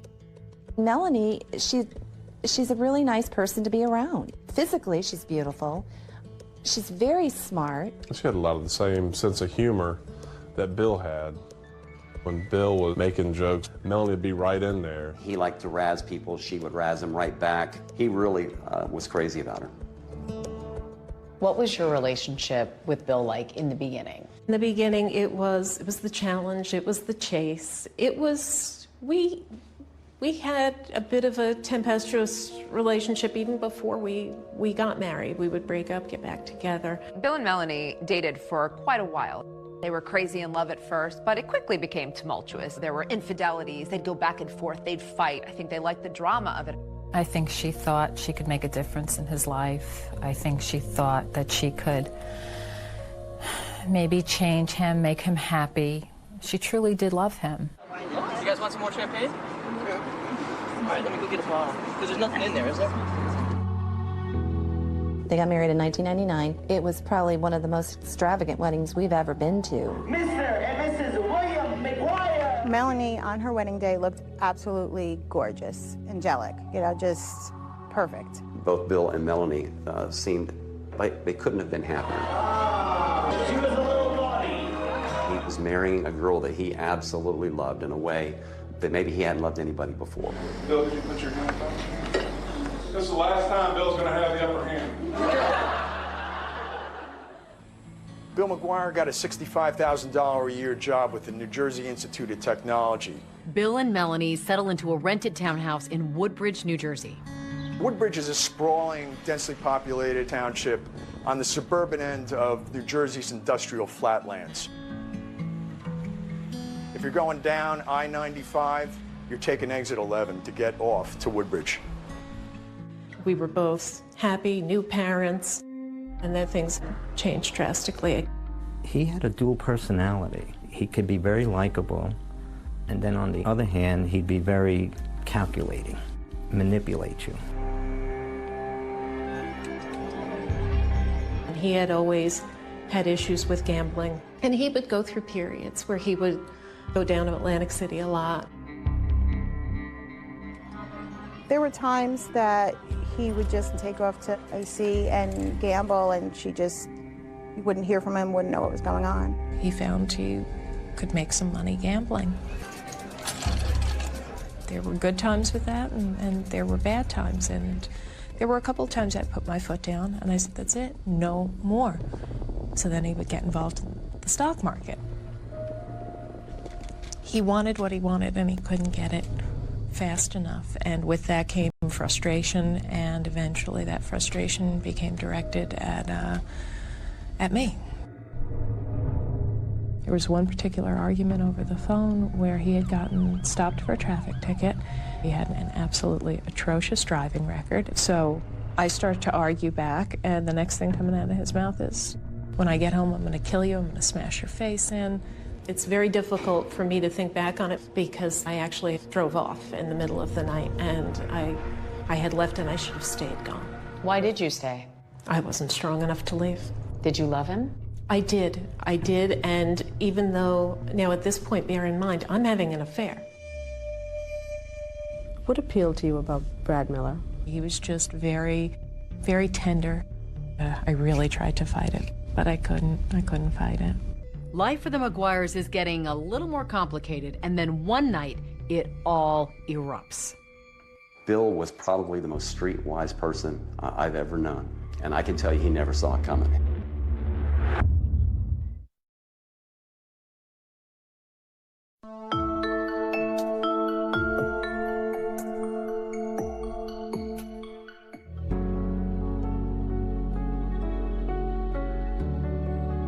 Melanie is loving, caring, funny, considerate. We just clicked right away, to the point that I asked her to be in my wedding when I got married. Love is always patient and kind. It is never jealous. Love is never boastful or conceited, and is not resentful. Love takes no pleasure in other people's sins, but delights in the truth. In June 2001, the McGuires were already married for a few years. And even though there was some friction in the marriage, Melanie McGuire decided to have another child. Little does her husband know just how ill-timed this pregnancy is. Not only is Melanie about to have their second child, she's also having an affair. Dr. Bradley Miller was a partner in RMA Associates, and Melanie was working as one of his nurses. He was so kind. I'd come back to my desk after a long meeting with a patient, and there'd be lunch sitting on my desk waiting for me. You know, there was always a little bit of flirtation, banter back and forth. Melanie was about 38 weeks pregnant, and things changed between her and Dr. Miller. I was about to go out on maternity leave, and I was sitting actually in his office at his desk. I just mentioned I have a pinched nerve in my neck, and he put his hands on my shoulders and started to rub my back. I really tried to fight it because this was not going to be good. This was not going to be good for anybody, but I couldn't fight it. After Melanie came back from maternity leave, she and Dr. Miller started a full-blown affair, and it seemed like they were falling in love with each other, although they were both married with young children. Shortly after my second son was born, that's when things began the final descent downhill, if you will.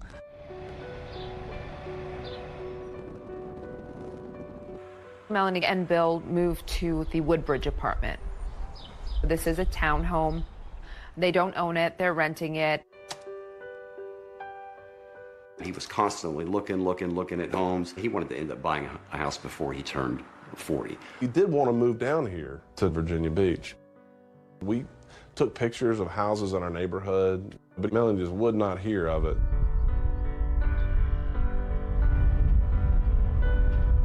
They ended up putting a really sizable deposit down on a very nice home in New Jersey.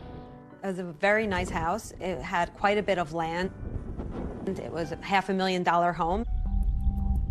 It was very contradictory as she's becoming closer to Dr. Miller, but she's going along with Bill's idea of buying a house. The marriage wasn't going well at all.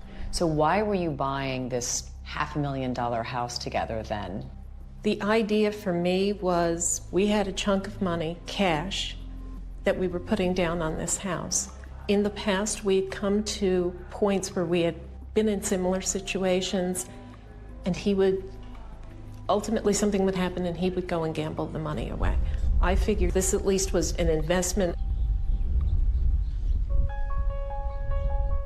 On April 28th, they're due to close on the house at 2 o'clock in the afternoon, and she's in constant touch with Dr. Miller, who's pleading with her not to buy the house. He wants to be with Melanie, and he sees a future life with her. And Melanie told him that, not to worry about it, it's going to be okay, I'll take care of it. After they close on the house, they go back to their rented townhouse. Bill is so excited. He calls John Rice. John said that Bill had never been happier. The last person Melanie speaks to that night is Dr. Miller. She tells him, look, we've closed on the house. Bill's had some red wine. He's asleep on the couch, but when he wakes up, we're going to sort this out, and I'm going to tell him I want a divorce. Melanie described the events that would happen later on as a big fight. You and Bill had a horrible fight, yes? Correct. We fell asleep on the couch, woke up early morning hours, and it was never a bad time for an argument. We're talking probably 3, 4 o'clock in the morning. And it starts on the house. I settled for that house. The hell are you talking about? You settled for that house. It's a $500,000 house. That's not what I wanted. Melanie says that Bill turned around and said, what I really wanted was a house in Virginia for cheaper, but you refused to let us do that, and so I have to settle. And she says this turns into a very heated argument. From there, things became more physical. How physical? In what way? He shoved a dryer sheet in my mouth. He had a thing about dryer sheets. The story that Melanie tells about a fight that seems to escalate over a dryer sheet is the same story she told us back when we first spoke with her. We're still arguing, and there's the laundry basket, and there's a dryer sheet just hanging out of one of the baby's sleeves. He hated them. He thought it was lazy that I wouldn't stand there and put in the liquid fabric softener, and yeah. And it went out of control. This was the type of mother I was, that I would leave this sheet in there for my baby to possibly choke on. Before I know it, I'm up against the wall, and the dryer sheet is being shoved into my throat. And then he just smacked me. In the face? Yeah, open hand. because he probably would have broken my cheek if it had been a closed fist. And I looked down, and there's my 2-year-old. I grabbed the baby and went to the bathroom right behind me and shut the door. I just wanted away from him at that point. He said he was leaving and he wasn't coming back. And I could tell my children why they didn't have a father. Did he say this to you through the bathroom door? Yeah, through the bathroom door the entire time. I imagine he was packing things and leaving. He was up and down the stairs a lot, but every trip back and forth berating me. What's the last thing you remember saying to him? Stop. Stop. Melanie said he'd driven off and she presumed he was in Atlantic City. He would have been back. He would have been back. I knew it. But this isn't just a few days that Bill McGuire is gone. We're talking weeks. What bothered me was that Melanie never reached out and said, hey, Bill's missing. She never reported her husband missing, and it's almost 30 days. The fact that we never heard anything from her was deeply suspicious to me. Love is always ready to excuse, to trust, to hope, and to endure whatever comes. Love does not come to an end. This is the word of the Lord.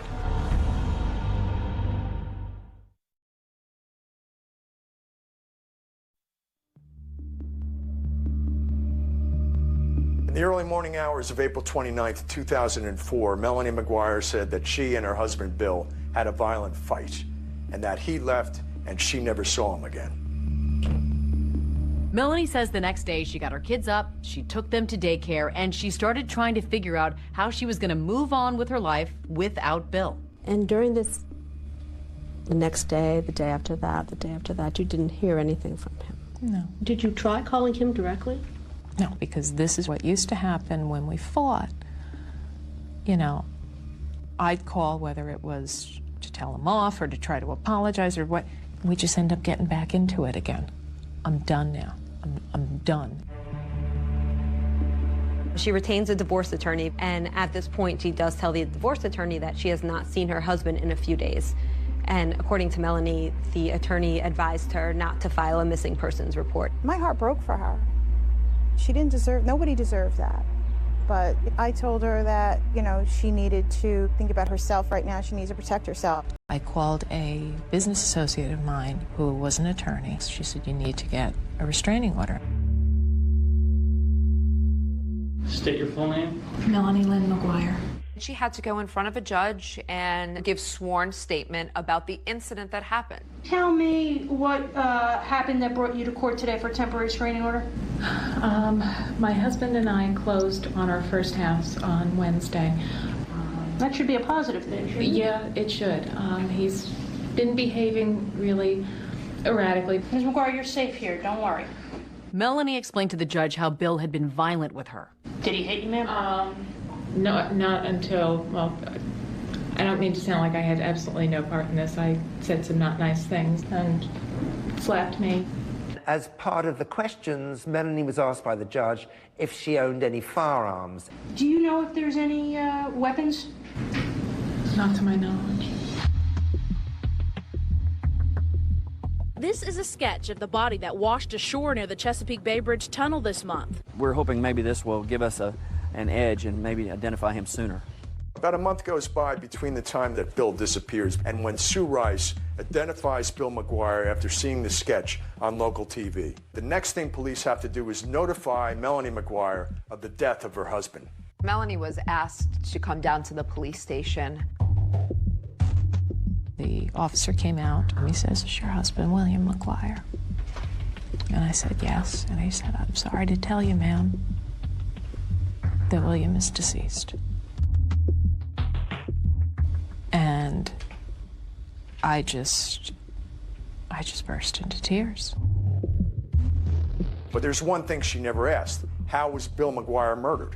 They did not tell her how and the condition in which he was found.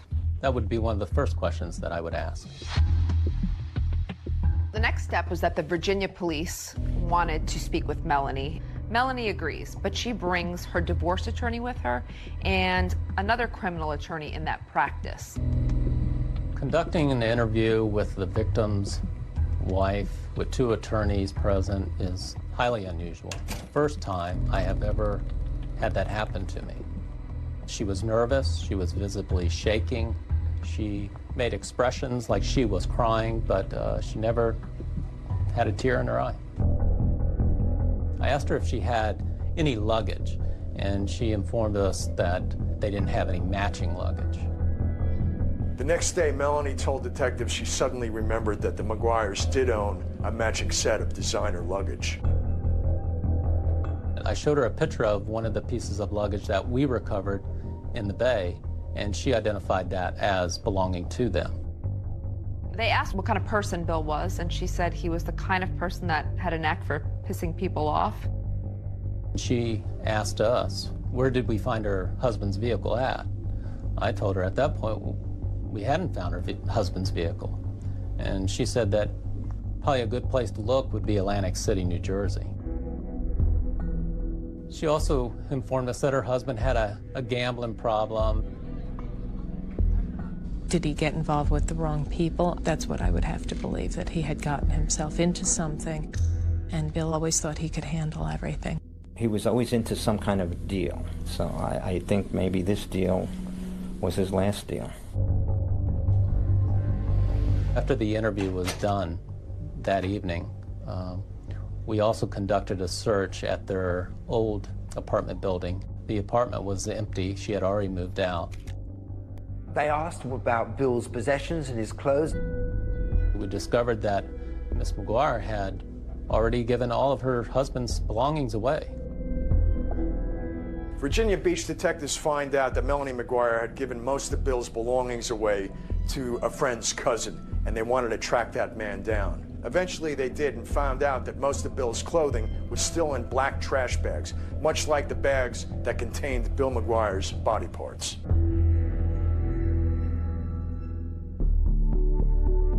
The garbage bag, by sight, looked identical. Things are starting to make sense with the detectives. There's the black trash bags, and there was also the hospital blanket that the head was wrapped into. And they're thinking, well, Melanie McGuire is a nurse. That's kind of an odd coincidence. At Melanie's suggestion, detectives start to search Atlantic City for Bill's car. And lo and behold, that's exactly where they find it. The Atlantic City forensic unit processed Mr. McGuire's vehicle. They took photos, they fingerprinted, they vacuum cleaned the floorboards. The body was released to Melanie on a Tuesday. Immediately she had him cremated. And the funeral lasted all of 10-15 minutes at the most.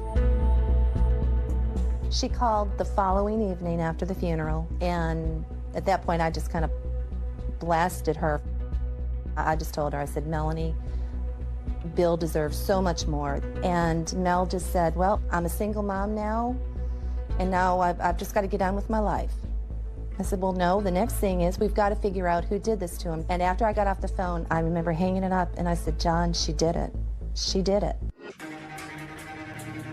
Everything pointed to Melanie McGuire. Through wiretapping her phones, the police discovered the relationship that she was having with Dr. Miller. It's a eureka moment because it provides motive.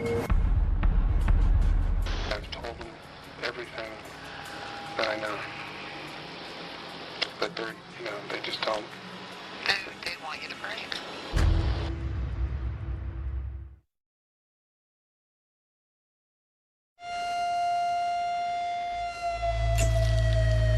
What's the last thing you remember saying to him? Stop. Stop. People like to believe that someone was capable of committing this type of murder. Accused of cutting up his body and throwing it into the Chesapeake Bay. That the person who did that would look like a monster. But sometimes killers look just like Melanie McGuire. Is there anything else you're not telling me? Like what? Like I killed him. Did you? Thanks for asking. A scorched earth investigation was conducted, and the lack of evidence is resounding. The evidence in this case points to a well-organized, meticulously planned execution of a murder. Computer searches that said how to murder someone, how to poison someone, basically multiple searches about how you kill someone. I don't get to be an evil genius and an idiot at the same time. I believe that Melanie was wrongfully convicted. Who do you think killed your husband?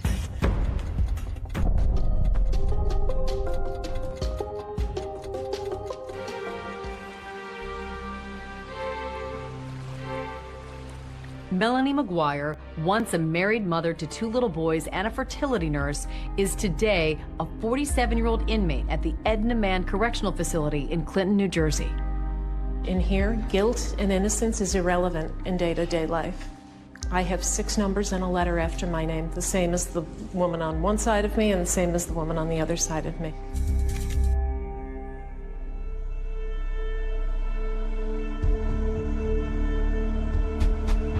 After Virginia Beach exhausted their investigation, they realized all signs pointed north to New Jersey. My name is Patty Prezioso. I was the lead investigator in the Melanie McGuire investigation and prosecution. Patty Prezioso was a very driven and highly successful Assistant Attorney General in New Jersey. You let the evidence guide you, and you follow it until it's clear what happened. She was extremely competent, and it was obvious. The task force had local police, state police, the Attorney General's office. They decided to treat this case with top priority. It was clear that he had been shot, and trying to find out if any of the people close to Bill owned a gun was a top priority. The detectives don't find any record of Melanie buying a gun in New Jersey, so they decide to check Pennsylvania.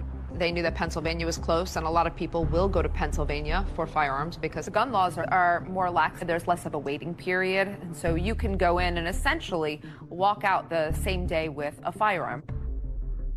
It turned out that when the record check was done with Pennsylvania, a record came back that Melanie McGuire had purchased a gun. I remember plain as day when she came in, because not many women come into the shop. She filled the forms out, and then when she wrote down her occupation, that she was a nurse, that stuck in my mind, because I guess that was the first time I ever sold a gun, to a nurse. Melanie bought a Taurus 38 Special, and she bought wad cutter bullets. And that gun was purchased just 2 days before Melanie McGuire said her husband went missing.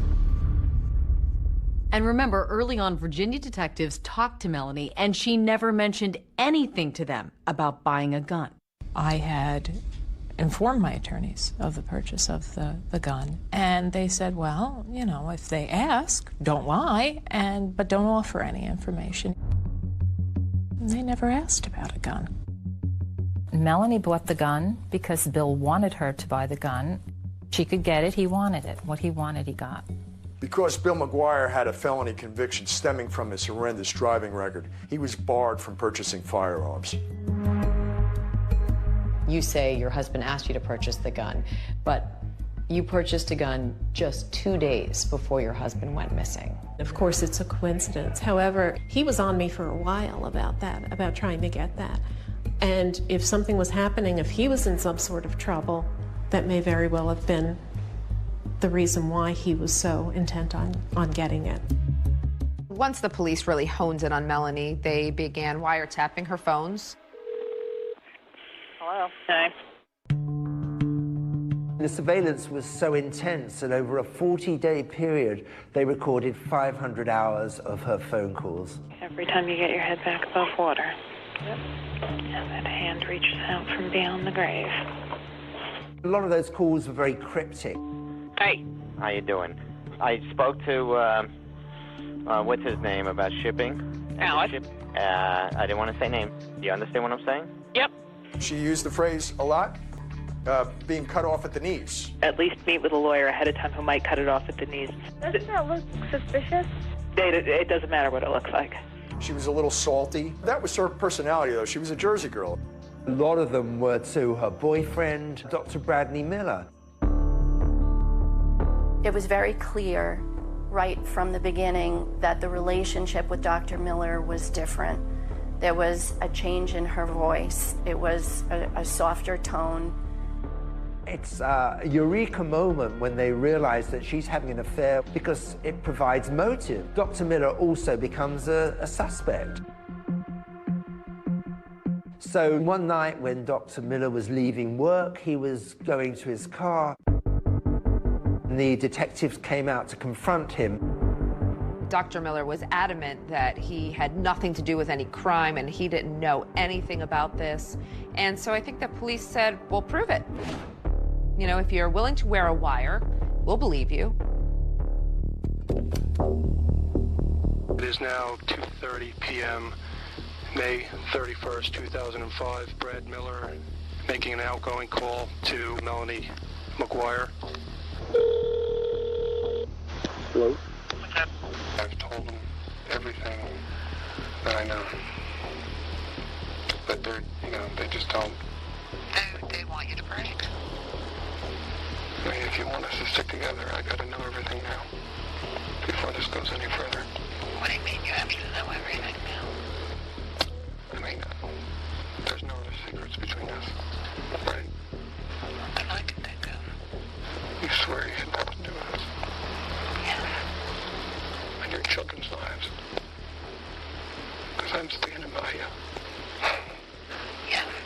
In those intercepted phone calls, another friend she was speaking to was Jim Finn. Melanie met Jim Finn in nursing school, and Jim admittedly had a crush on Melanie. But once she left nursing school, she never talked to him again. That was it until February 2004, and she suddenly got in touch with him again. When she needed something, he was someone that, she could manipulate, and she knew he was a lover of guns. The police also approach Jim Finn because they find that before Bill disappeared, she's been talking to him about the firearms. She said to him, hey, I need to talk to you. There's some weird stuff going on here, and Bill is acting weird. Jim, who really still holds the torch for Melanie, and Melanie knows that, says, well, maybe you should get a gun to defend yourself. Investigators pick up Jim Finn, who also allows them to record his conversations with Melanie. And once they hear what's on those calls, they're satisfied Finn knew nothing about the murder. The reason I asked you about buying a gun is because my husband wanted one. He wanted one? Yeah. Not only did he want one, I bought one for him. Why didn't you tell me? At the time the detective spoke to Jim Finn, he had no idea that Melanie McGuire had purchased a gun. He was surprised. Is there anything else you're not telling me? Like what? Like I killed my husband. Did you? No. But thanks for asking. Melanie never wavers on whether or not she was involved. It is always a hard no. I want you to tell me the truth. I'm telling you the truth. I did not do it. She was under a microscope. Everything she did was being watched. Everything she said was being listened to. Melanie does something that most people would find a little suspicious. Investigators start looking at her E-ZPass records. They notice trips to Atlantic City. She knew that Bill McGuire's car was in Atlantic City because she put it there. That requires 2 drivers. So that means someone helped her. What investigators find in Atlantic City has them wondering, did Melanie have an accomplice? And if so, who was it?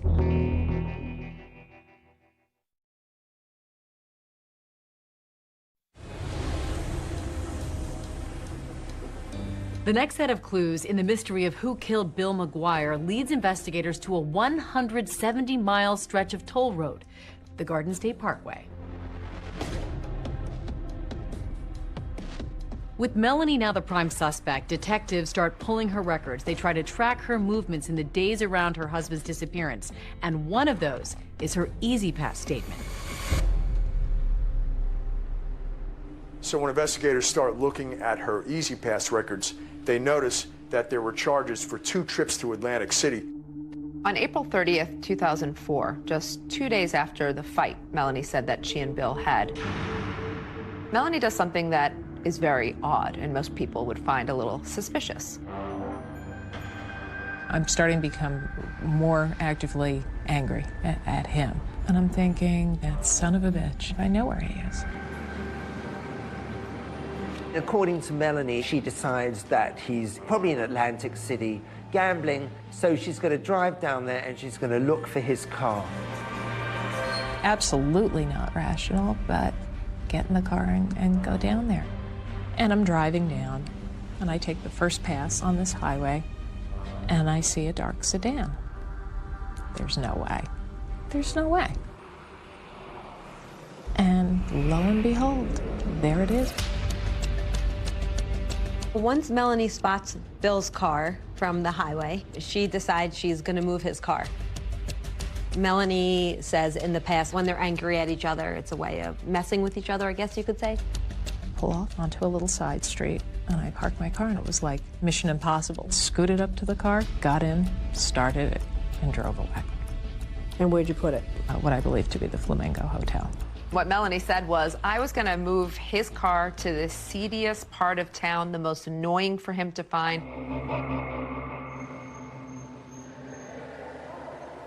That just didn't make any sense. That he was physically abusive to her, but then she goes to mess with a car with a guy that she claims she doesn't want to be around.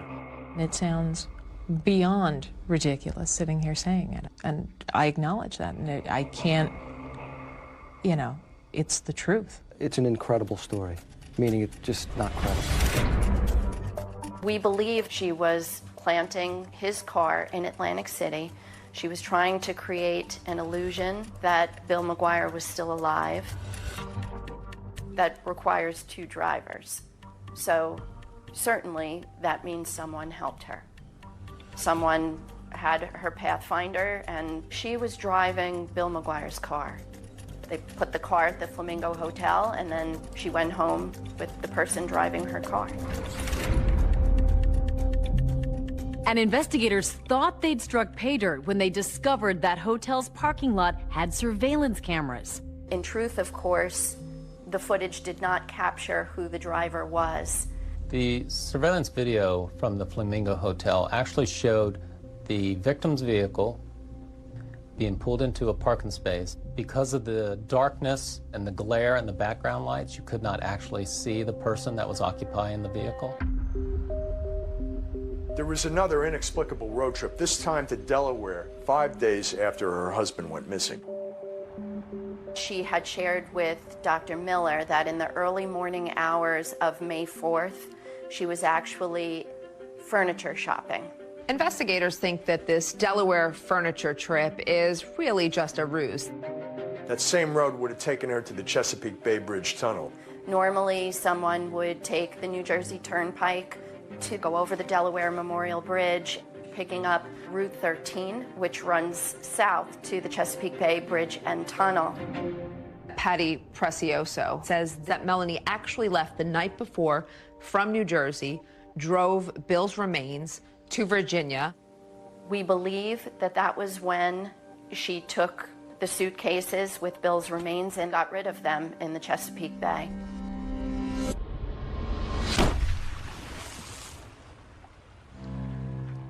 And the first suitcase turned up the very next day. But of course, Melanie thinks this theory is preposterous. Virginia Beach is another 450 miles from Delaware. So, I mean, you're talking about hours, and there just isn't enough time. And why would she drive all the way down to Chesapeake with the body parts in the car, thinking, I'm not going to get stopped, I'm not going to break down? What a chance that is. You know, I mean, you can't stop on a bridge and open a window and throw 3 suitcases out. Maybe if it was one of these pieces of circumstantial evidence for which you might have a reasonable explanation for 1 or 2, but we're talking a large amount. You can't have reasonable explanations for all of them. It's a mountain, and it's a lot of coincidences, and that's absolutely. But coincidences don't always make for the best evidence. And detectives were still searching for any physical evidence that would link Melanie McGuire to her husband Bill's murder. Where is the proof? Where is the forensic evidence? The task force is convinced that Bill was murdered and dismembered at their townhouse in Woodbridge, so they concentrate on that. They went back 4 to 5 times to search for any evidence. They did everything that you would typically think of, right? They brought in the luminol, pulled down parts of the walls, they pulled out the piping, pulling floorboards up. They really turned this place upside down a number of times. They were trying to find bullets, traces of blood, and nothing ever came up. Couldn't find any forensic evidence whatsoever to establish that this was a crime scene. I don't know how you would dismember a body and effectively clean that up. Despite that glaring lack of physical evidence, investigators still believe the circumstantial evidence is enough, and they arrest Melanie McGuire. So surreal. Day like any other, getting the kids off to daycare. We surveilled her to the school, waited for her to drop her children off. Walking out of the building, I'm not even off the curb. Melanie McGuire, can you come with us, please? I knew. 2 years and 10 months after the first suitcase washed up, the trial against Melanie McGuire commences in Middlesex County, and it was a sensation. The evidence will show that while Bill was engrossed in purchasing the house, the defendant was very busy planning his death. There was no proof that Melanie McGuire murdered her husband. The prosecutor said either Melanie McGuire is guilty or she's the unluckiest woman in the world.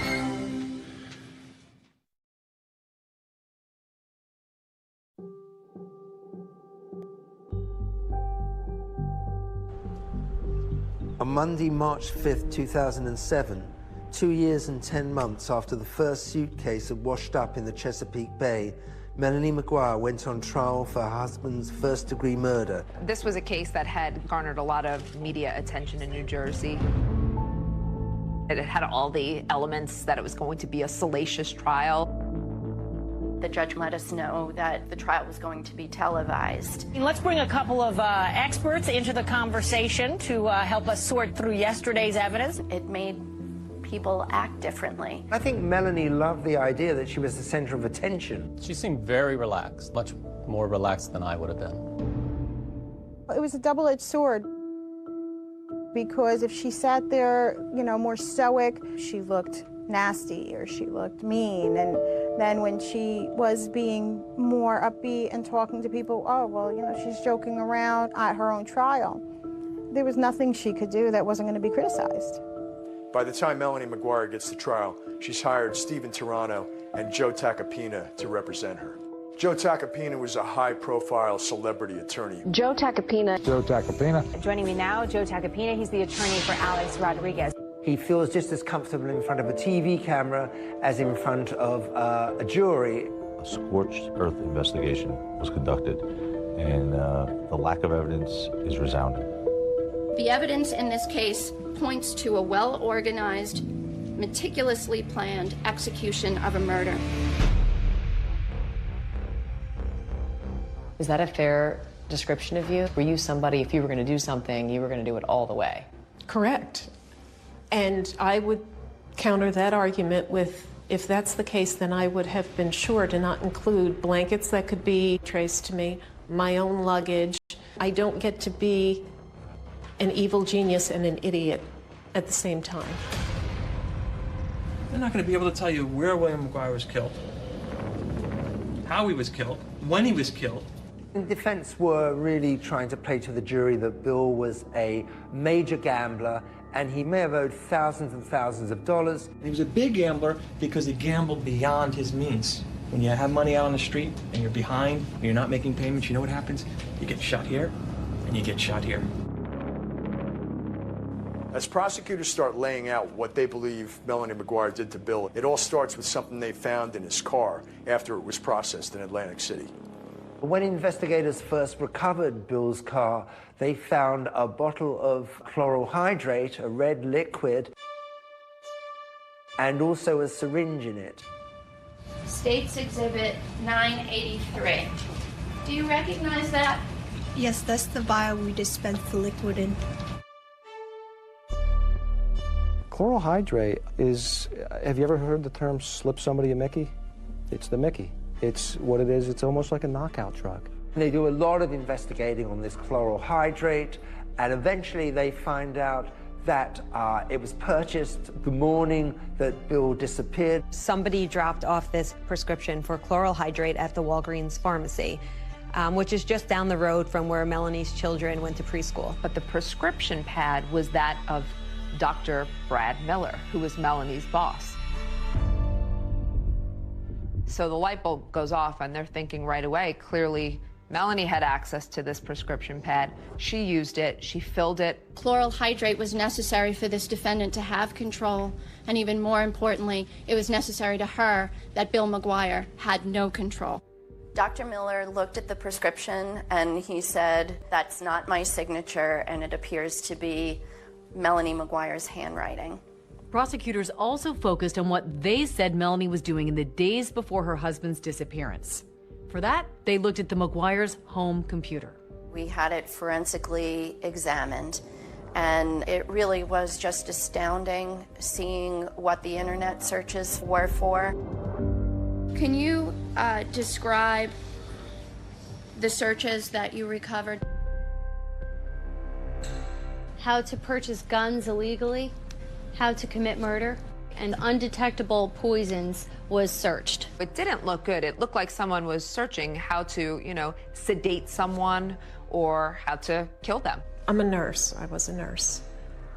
And I don't need to look up things like that. If I wanted to look for something like that, I have a PDR, Physician's Desk Reference. I have a book that I can look in that doesn't leave an internet history. But both Melanie and Bill used this computer.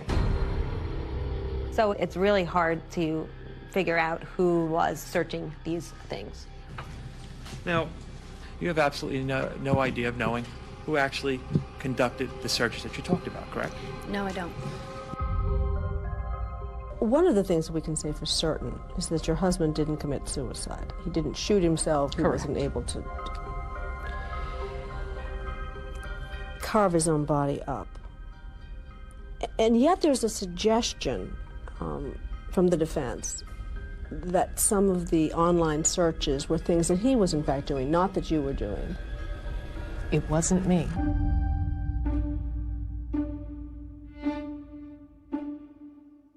Although investigators found no physical evidence in the McGuire's home, they did find something significant in Bill McGuire's car. After Bill's car was recovered in Atlantic City, our criminalist was able to locate several pieces of small flesh. These pieces of flesh are an artifact of Bill McGuire's body being disarticulated. The phrase was used, human sawdust. Human sawdust is a term that did not exist until this case, as I understand it. I found particles that, to me, look like it could be possibly human tissue.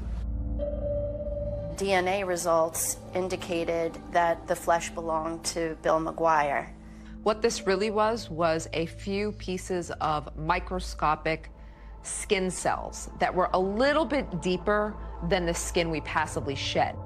Could those tissues, the tissue that you looked at, be shed from a live human being? It cannot be shed from a live human being. It's not a typical shedding process at all. Their theory was that this nurse, who was kind of so meticulous, had somehow just forgotten to wipe the bottom of her shoes, that she accidentally tracked these human sawdust particles of Bill's body from the house to the car. Thank you, Your Honor. There were 81 witnesses in 7 weeks. Good morning, Dr. Miller. Good morning. Dr. Miller was the testimony that everyone was most anticipating. He was going to be the big star of the trial. I was having an affair, and my whole life turned upside down. Were you in love with the defendant?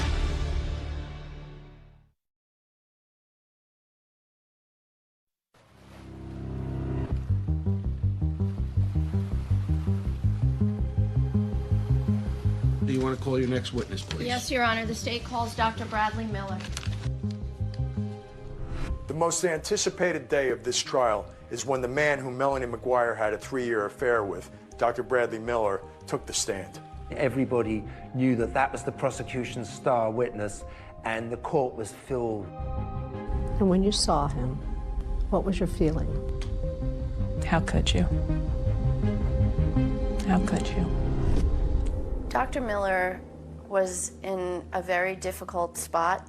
He and his family had gone through a very difficult time, and it was just made clear to him, just take a deep breath and make sure you tell the absolute truth. Can you describe to the jury what was your relationship with her?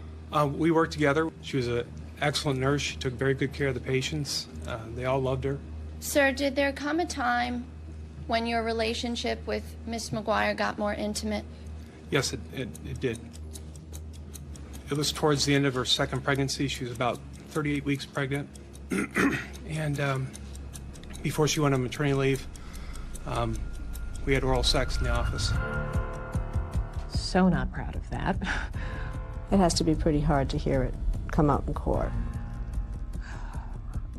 Hard for me to hear it, hard for me to think, oh my God, my parents are hearing this, my 84-year-old grandmother is hearing this. Were you in love with the defendant? Yes, I was. Had the two of you discussed future plans together? Yes, we were hoping to be together in the future. If we do make it through this, I'll just have to take whatever money I can get and get away.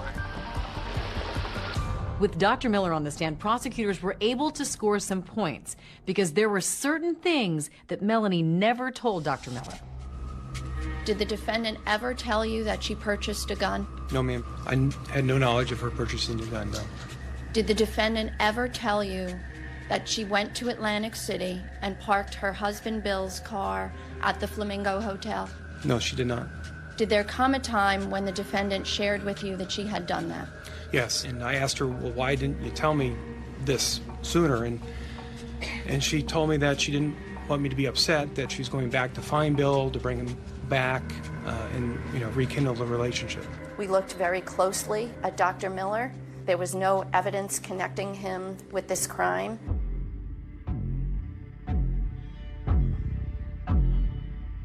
This is in reference to consensual recordings between Brad Miller and Melanie McGuire. You agreed to consensually record a conversation with the defendant. Yes, I did. Prosecutors really wanted the jury to hear those intercepted calls so they could get a sense that maybe her desire to be with him was the motive for the murder. During the calls, Dr. Miller spoke about their future together, probably prompted by detectives. After a divorce, and she gets half the money, I mean, it'd still be something to live on. The understanding between us had always been that the children came first. And he starts talking about divorce and a future and moving forward, and I even say on the tape, why are you talking like this all of a sudden? I'm confused because you've been the one to stress to me that we have to wait and see how everything plays out. The defense was also able to score some points with those recordings, which called into question Dr. Miller's character. At the time of those secret recordings, he was still having an intimate relationship with her. After you tape recorded her, sir, you then had additional intimate relations with her, correct? Yes, sir. Did you tell her that, by the way, that you had tape recorded her? No, I did not. I think that was damaging to his character and was a very big turnoff to the jury.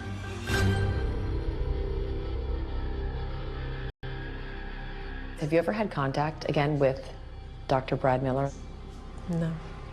No. After the day he testified, I haven't laid eyes on him since. You have no desire? It's tough. That was a tough betrayal to swallow. What matters is whether the state, and the burden is on me and I welcome it, whether the state has proved each and every element beyond a reasonable doubt. When you combine the computer searches, the prescription for chloral hydrate on prescription pads that the defendant used, and then you have the victim found inside their matching luggage, the bullets consistent with the gun that she purchased.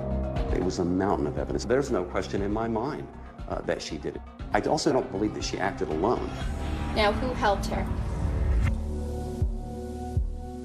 And Patty Precioso told the jury that there was a very, very good chance that Melanie had an accomplice. Although he was never charged, investigators took a hard look at Melanie's stepfather, Michael Caporero. The prosecutor needed somebody, so they focused in on me. Anything they wanted, we gave them. We gave them DNA, we gave them hair samples. I had nothing to do with anything involving that crime. You don't need the precise when. You don't need the precise where. You don't have to find that she pulled the trigger. You don't have to find that she had hands-on physically in regards to his death. Well, boy, that leaves a lot of speculation out there for the jury. You can't guess someone into prison for the rest of their life. The jury goes into deliberation, and Melanie and her family are waiting on pins and needles. I was very concerned. I think we all as people like to believe that if someone was capable of committing this type of murder, that the person who did that would look like a monster. But sometimes killers look just like Melanie McGuire. The day the verdict was read, the atmosphere in the courtroom was just electric. Has the jury reached a verdict in this case? Yes, Your Honor. How do you find as to the count of the indictment charging Melanie McGuire with the murder of William McGuire? Guilty.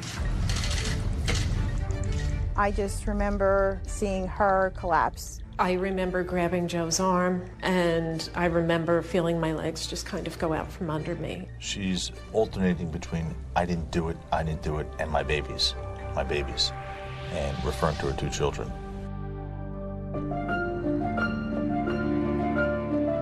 The court finds that the maximum sentence should be imposed. Melanie is sentenced to life in prison plus 5 years. We're going to fight on. This is a definite setback. This is round one. This is not the end of the story. This is episode 14, Direct Appeal. I see a mountain of reasonable doubt. And thanks to these two professors turned podcasters, it turns out it isn't the end of this story. How could anyone be convicted with that amount of reasonable doubt? It's stunning.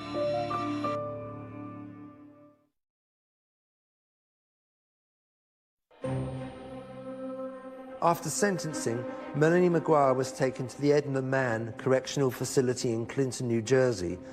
Her new home would be a 6 by 9 foot cell. It's just beginning for us now. We'll never give up. We will never, ever give up for her until the truth comes out. On Direct Appeal, we examine the murder conviction of Melanie McGuire. This is a prepaid call from Melanie McGuire, an inmate at Edna Mann Correctional Facility.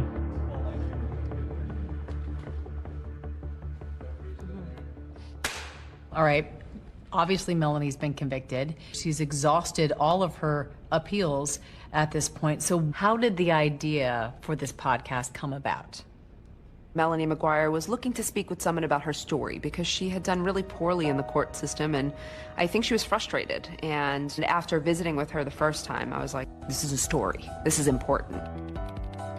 I expected the worst, and what I got was just one step shy. They give the verdict parole eligible at the tender age of 101. It was very difficult. It was reliving it. This was the first time somebody was basically saying, we hear you.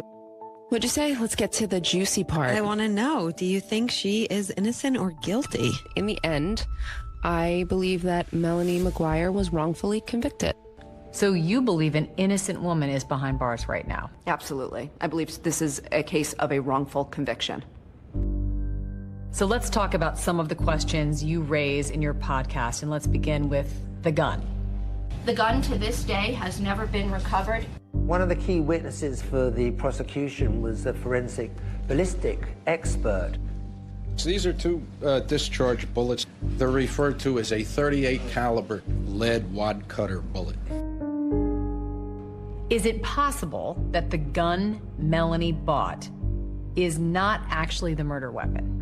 I think it's probable. No one plugged the serial number of my gun into a website to find out what the specifications were.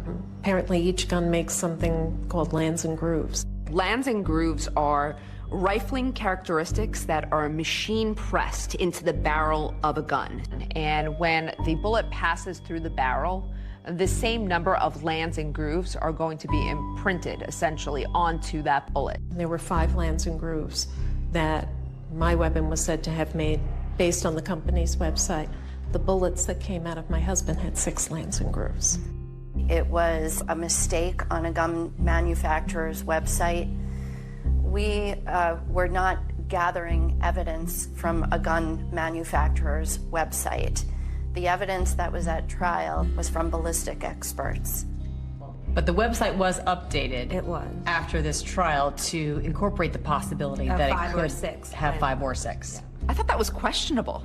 I think it's very questionable that for years historically it says one thing and then it's updated right after.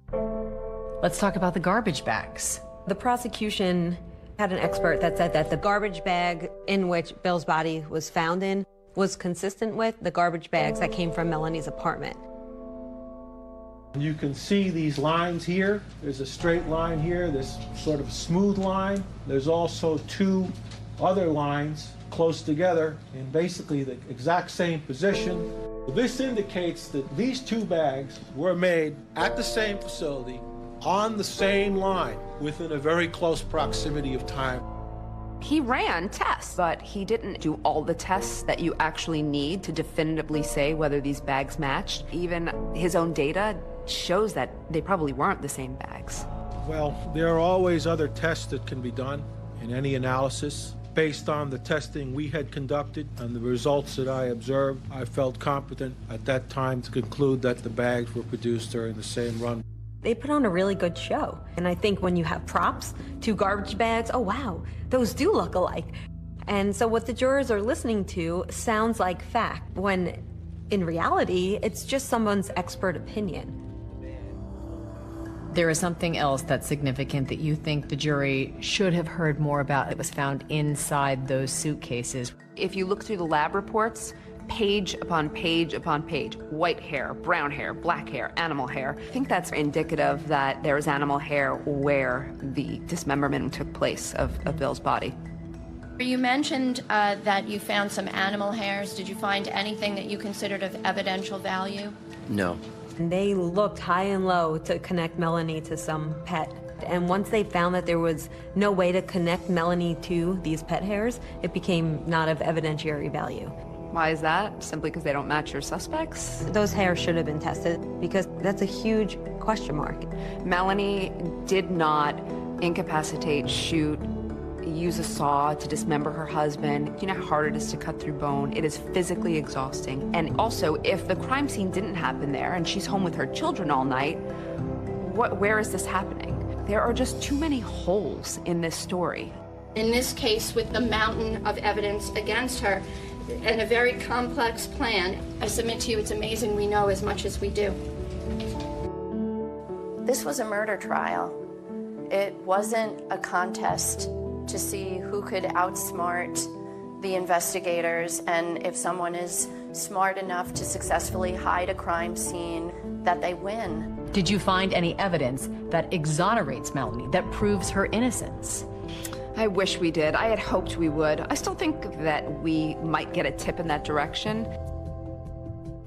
What do you say to the people at home who watch this and say, how dare she talk from prison and bring this all back up again? Enough pain has already befallen her husband's family, her own sons. There's a murderer walking around.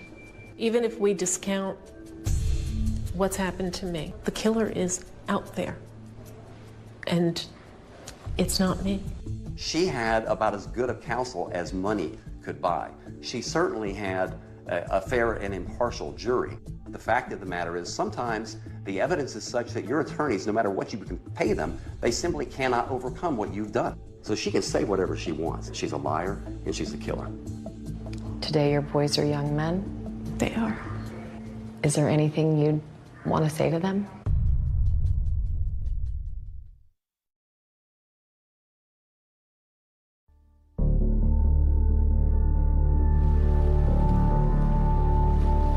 There will always be questions about this case that we may never have the answers to, like if Melanie McGuire did kill her husband, Why did she drive more than 300 miles to get rid of his remains in the Chesapeake Bay? His friend John Rice has a theory. Bill did want to move down here onto Virginia Beach. After a time, he gave up on that idea. So it almost seemed like a vindictive thing on her part to drive him down. Oh, you want to go to Virginia Beach? Here you go. Why was it important for you to tell this story on your podcast? A lot of people who are convicted, they'll go through the appeals process, but they won't prevail. If we can investigate this, provide any type of assistance, we're possibly remedying some of the harshest parts of our system. There are times when podcasts and media can shine a light where what the government did was not right. This is not one of those cases. A 39-year-old man lost his life before he got to see his children grow up. You have 2 little kids. Yep. That's the hardest part. Knowing that when I see my children, when I hug them goodbye, it could be the last time. Ultimately, the courts would award custody to Bill's sister, Cindy Lagosh. Melanie has had no contact with them. Today, your boys are young men? They are. Is there anything you'd want to say to them? Make up your own mind. Don't accept what you're just being told on the surface. Dig. What is your level of hope that one day you might walk out of here?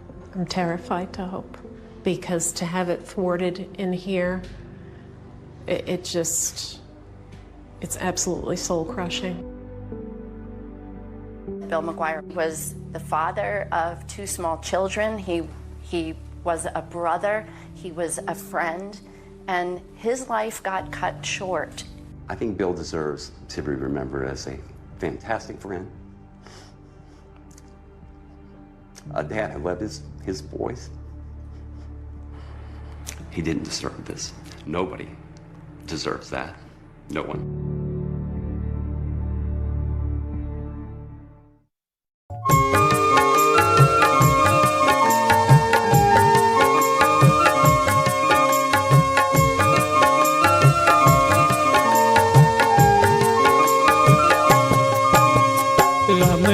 कर दिला मेरे अज चलिया वतनों दूर गम ना कर दिला मेरे अज चलिया वतनों दूर रब ने रोजी लिख छोड़ी मैं इस गलती मजबूर रब ने रोजी लिख छोड़ी मैं इस गलती मजबूर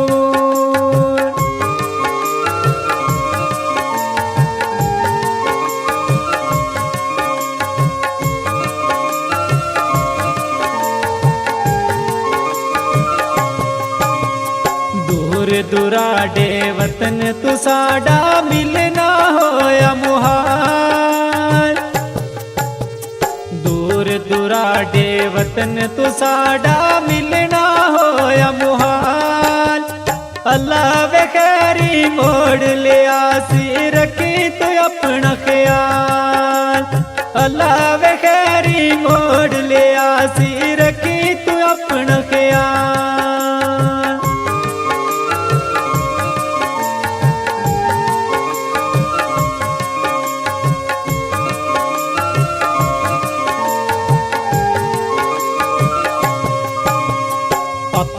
प्यारे यार जो विछड़े विछड़े दिलां दे जानी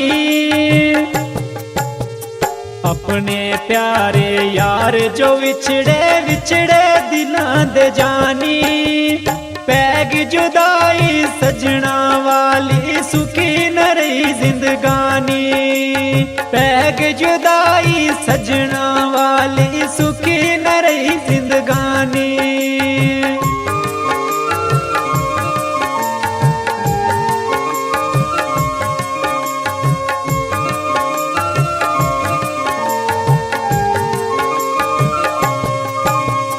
परदेसा कोलू मौत वे चंगी सजन यार न बेली परदेसा कोलों बहुत वे चंगी सजन यार न बेली हुक्म ते दाड़ा नौकरी गैरां दिए का जान अकेली हुक्म ते दाड़ा नौकरी गैरां दिए का जान अकेली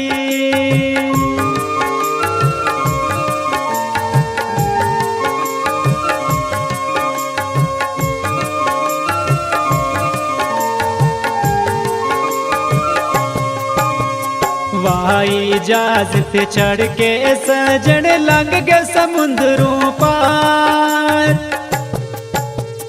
वाई जहाज पे चढ़ के सजन लंघ गए समुद्रों पार लंबी जावेद जुदाई पै गई रोंदा यार रफ्तार लंबी जावे